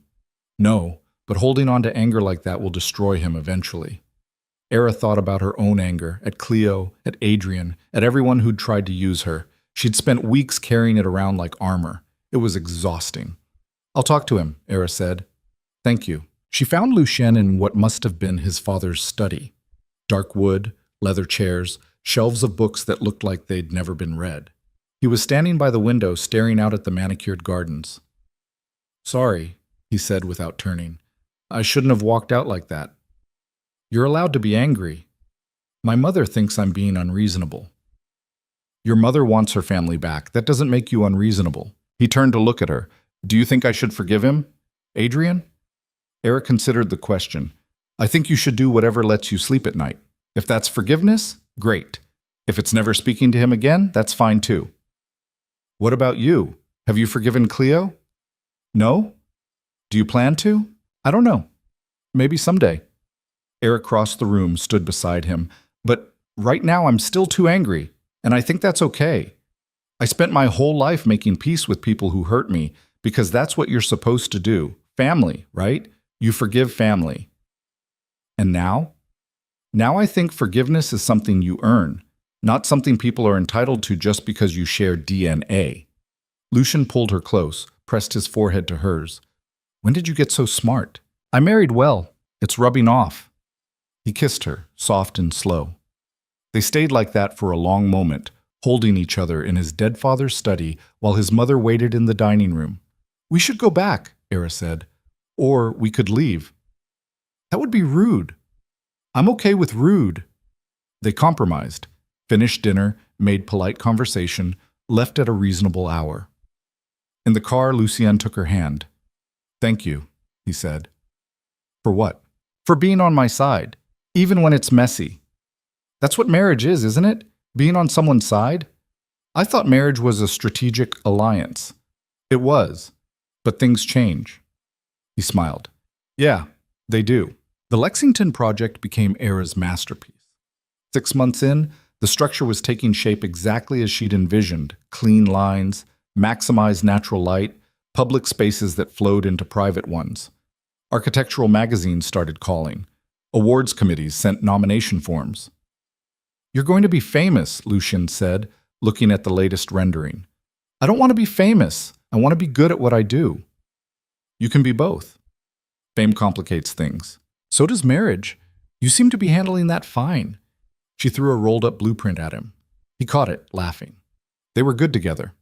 Not perfect. They still fought about stupid things, still had moments where their different approaches to life clashed. But they were learning each other, figuring out how to fit together without losing themselves in the process. Era started her own firm 6 months after the licensing board investigation, not because she had to, but because she wanted to. She took the Riverside project with her, along with 2 other clients who followed because they trusted her work. Vance Architecture, Lucian read off the business license. Not Morel? I earned the Vance name. I want to keep it professionally. Fair enough. She rented office space in a building 3 blocks from Morel Industries headquarters. Small at first, just her and an assistant, but with room to grow. The first day, standing in her empty office with boxes of supplies and a desk that needed assembly, Era felt something she hadn't felt in years. Pride. Pure, uncomplicated pride. Lucien showed up at lunch with sandwiches and champagne. Celebrating? Era asked. Your first day as a business owner. That deserves champagne. They drank it out of paper cups, sitting on the floor because the furniture hadn't arrived yet, and it was perfect. I'm terrified, Era admitted. Of what? Failing. Proving everyone right who said I only got where I am because of you. Then don't fail. That's not helpful advice. Sure it is. You're good at what you do. You work harder than anyone I know. You'll succeed because you're you, not because of me. He paused. And if you do fail, which you won't, you'll learn from it and do better next time. That's how this works. When did you become an optimist? When I married someone who makes me believe in things. She kissed him. He tasted like champagne and possibility. Adrian reached out 9 months after the board meeting, not to Lucien, to Era. The email was short. I know I have no right to ask, but can we talk? Just once. Please. Era showed it to Lucien. What do you think? I think it's your choice. But if you meet him, I'm coming with you. He asked to talk to me. And I'm asking to make sure you're safe. She agreed to meet Adrian at a coffee shop, public, neutral, during business hours.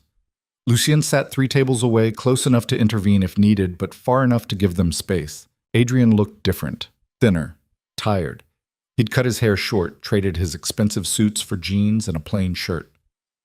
Thank you for meeting me, he said. I'm not here to forgive you. I know. I'm not asking for that. He wrapped his hands around his coffee cup. I wanted to apologize. For everything. For the affair with Cleo, for trying to use you against Lucien, for filing that complaint. All of it. Okay? That's it? Just okay? What do you want me to say, Adrian? That it's fine? That we're good now? Era leaned back. You tried to destroy my career because you couldn't destroy your brother. That's not something I can just forgive because you show up looking sad. I know. I'm not asking you to. He stared into his coffee. I'm in therapy. Real therapy. Not just saying it to make people feel better. And I'm learning that I've spent my entire life being angry at Lucien for being better than me at everything. That's not his fault. I know that now. Doesn't mean I knew it then. Adrian looked up. You were supposed to marry me. That was the plan. Our families agreed you fit all the criteria, and I thought once we were married, I'd finally have something Lucien didn't. I'm not a trophy. No, but I treated you like one. And when you married him instead, it broke something in me. I couldn't stand that he got you when I was the one who proposed first. Era absorbed that. So this was all about competing with your brother. Yeah, pretty pathetic, right? Pretty honest. They sat in silence for a moment. Behind Adrian, Era could see Lucien watching, his expression carefully neutral. I don't know if I'll ever forgive you, Era said, but I appreciate the apology. That's more than I deserve. Probably. Adrian almost smiled. He's good for you. Lucien, I can see it. How? You're different, stronger. You stand up for yourself now. I always stood up for myself. Not like this. When you were with me, you were quiet, accommodating. You let people walk over you. He paused. He taught you to fight back. No, I taught myself. He just gave me a reason to. After Adrian left, Lucien moved to her table. How do you feel? He asked. Weird, sad, relieved, maybe. Do you believe him? About therapy? I don't know, but I hope it's true. For his sake, not mine. Very generous of you. I'm trying to be less angry. It's exhausting being angry all the time. Lucien took her hand. For what it's worth, I think you handled that perfectly. I didn't forgive him. I noticed. I approved. She laughed. You're terrible. I'm protective. There's a difference. Cleo showed up at Era's office 6 weeks later. No warning, no email asking to meet. Just walked in like she had every right to be there. Ira's assistant tried to stop her. Miss, you can't just... It's fine, Rachel. Ira stood. I'll handle this. Cleo looked awful. Her hair was unwashed, dark circles under her eyes, wearing clothes that looked slept in. Nothing like the polished, perfect sister Ira remembered. What do you want? Ira asked. To apologize. Adrian already did that.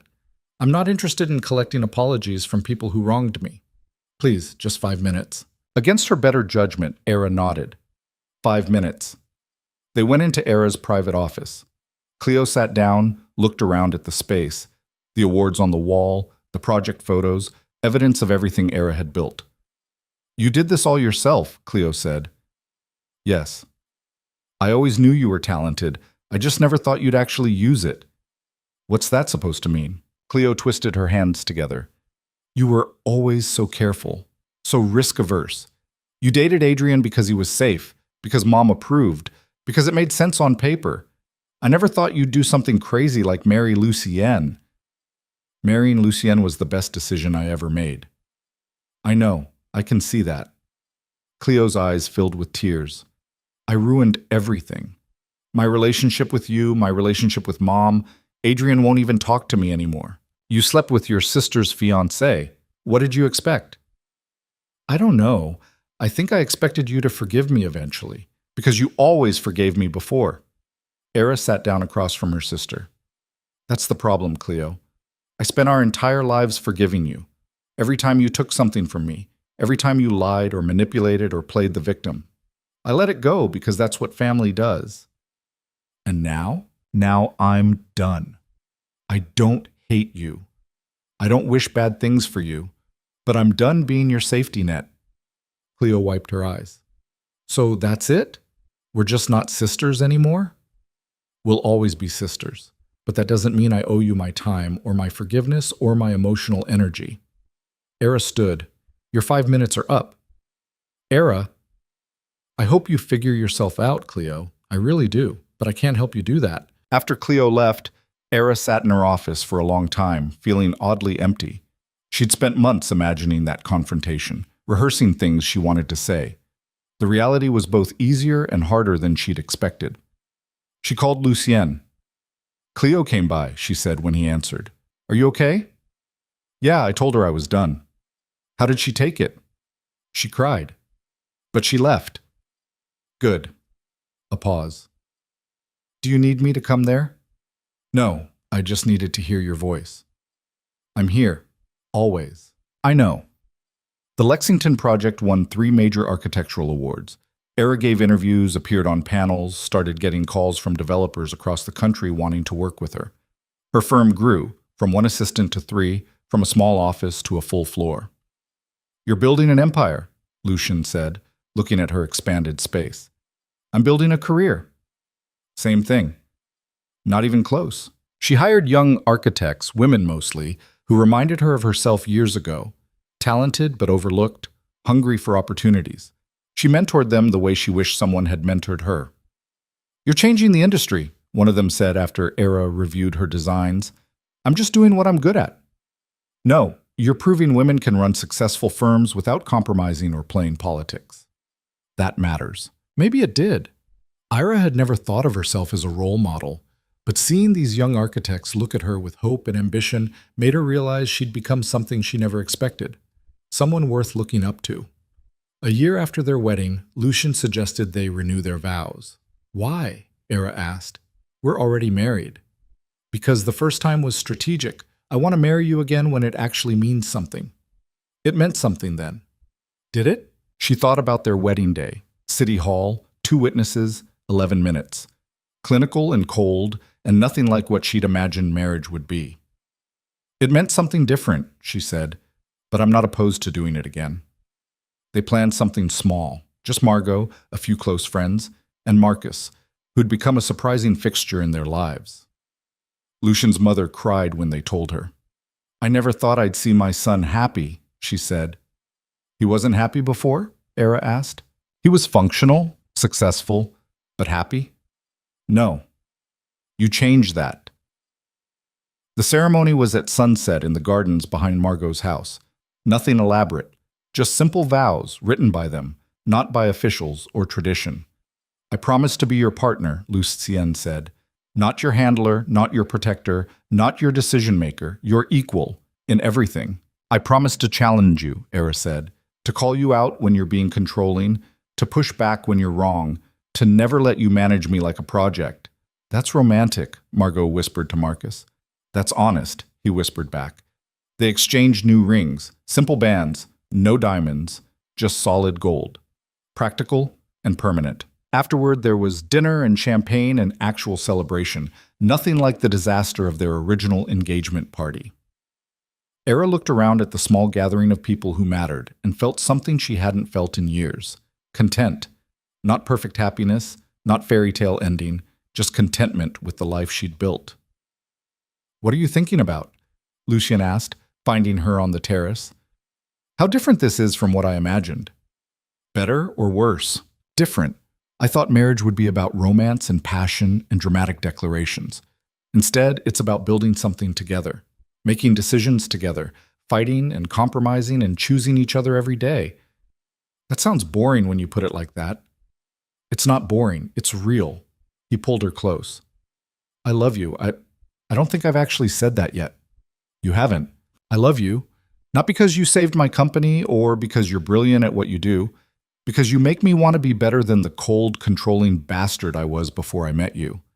You're still kind of a controlling bastard. But better than before? Marginally. He laughed and she kissed him, and everything else faded away.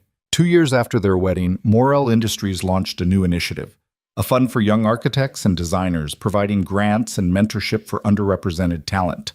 Lucien and Era announced it together at a press conference. This isn't charity, Lucien said. This is investment in people, in ideas, in the future of design. We're looking for architects who have vision but lack access, Era added. People who've been overlooked because they don't fit the traditional mold. People like I was. The fund was named after Era's father. She cried when Lucien told her. You didn't have to do that, she said. Yes, I did. He's the reason you became who you are. That deserves recognition. The fund became Era's passion project. She reviewed applications personally, met with finalists, advocated for candidates who reminded her of herself. Watching them succeed felt like closing a circle she didn't know was open. You're making a difference, Lucien said, watching her work late one night. I'm trying. No, you're succeeding. Look at what you've built. Your firm, this fund, the people you're helping. That's legacy. Our legacy. You made this possible. We made it possible. Together. He was right. Everything they'd built, the company's stability, the architectural fund, their own complicated marriage, had happened because they'd chosen to work together instead of against each other. That was the thing about partnerships. They only worked if both people showed up. 3 years in, Era got a call from the licensing board. Not a complaint this time, an invitation. They wanted her to serve on the ethics committee. That's significant, Lucien said when she told him. It's also time-consuming. So delegate. You have a great staff. I don't want to delegate everything. I like being hands-on. Then figure out what matters most and prioritize that. You don't have to do everything perfectly. That was new. The old Lucien would have optimized her schedule, created systems, managed her time for her. This Lucien just offered perspective and let her decide. She accepted the position. It meant less time on individual projects, more time shaping policy and advocating for systemic change. Different work, but important. I'm proud of you, Lucien said. For what? For becoming someone who changes systems instead of just surviving them. That night, lying in bed, Era thought about how far she'd come. From the woman who'd stood in a hallway watching her fiancé betray her, to this, a successful business owner, an industry leader, a wife to someone who actually saw her. What are you thinking about? Lucien asked in the dark. How that engagement party was the best thing that ever happened to me. Most people wouldn't say that about catching their fiancé cheating. Most people aren't married to you. Is that a compliment? It's a fact. He pulled her closer. I'm glad you proposed to me. I'm glad you said yes. Would you do it again, knowing everything that would happen? Era didn't have to think about it. Yes, every single time. Because the truth was, she'd learned something in the years since that frozen moment in the hallway. Sometimes the worst thing that happens to you is actually the beginning of something better. Sometimes falling apart is necessary to rebuild stronger. She'd lost a fiancé, a sister, the version of herself who played it safe and small. But she'd gained a partnership built on honesty, a career built on merit, and the knowledge that she could survive anything and come out the other side. That was worth every difficult moment. 5 years after their wedding, Era stood in front of a completed building, the Lexington Project, now fully realized. Glass and steel and vision made solid. People walking through spaces she'd designed, living in structures she'd imagined. Lucian stood beside her, their hands linked. "It's perfect," he said. "It's not perfect. Look at the entrance canopy. The angle's slightly off from what I wanted. No one else will ever notice. I notice. And that's why you're brilliant." She leaned against him, watching the building catch the afternoon light. "Do you ever think about what would have happened if I'd married Adrian instead?" "Sometimes. Usually when I'm feeling grateful, I dodged that particular disaster. I would have been miserable. Probably. And I would have eventually stepped down from the company and disappeared somewhere quiet. We both would have been settling. Yeah, but we didn't. We chose differently." That was the thing, Era realized. Choice. Every decision they'd made, from that impulsive proposal to fighting the conspiracy to building something real, had been a choice. Not destiny, not fate, just two people deciding what they wanted and working to make it happen. "I love you," she said. "I know." "That's it? That's all you're going to say?" "I love you too, obviously." He kissed her temple. "But I thought you knew that already." "I did, but it's nice to hear." They stood there as the sun set, watching the building Era had designed fill with light and life. 5 years ago, she'd been invisible. The practical choice, the safe option, someone easily overlooked. Now she was undeniable. Not because she'd married power or money or status, because she'd stopped letting other people define her worth. That was the real victory. Not the awards or the successful business or the marriage that had become something real. The victory was learning that she'd been enough all along. She just needed to start believing it. And once she did, everything else fell into place.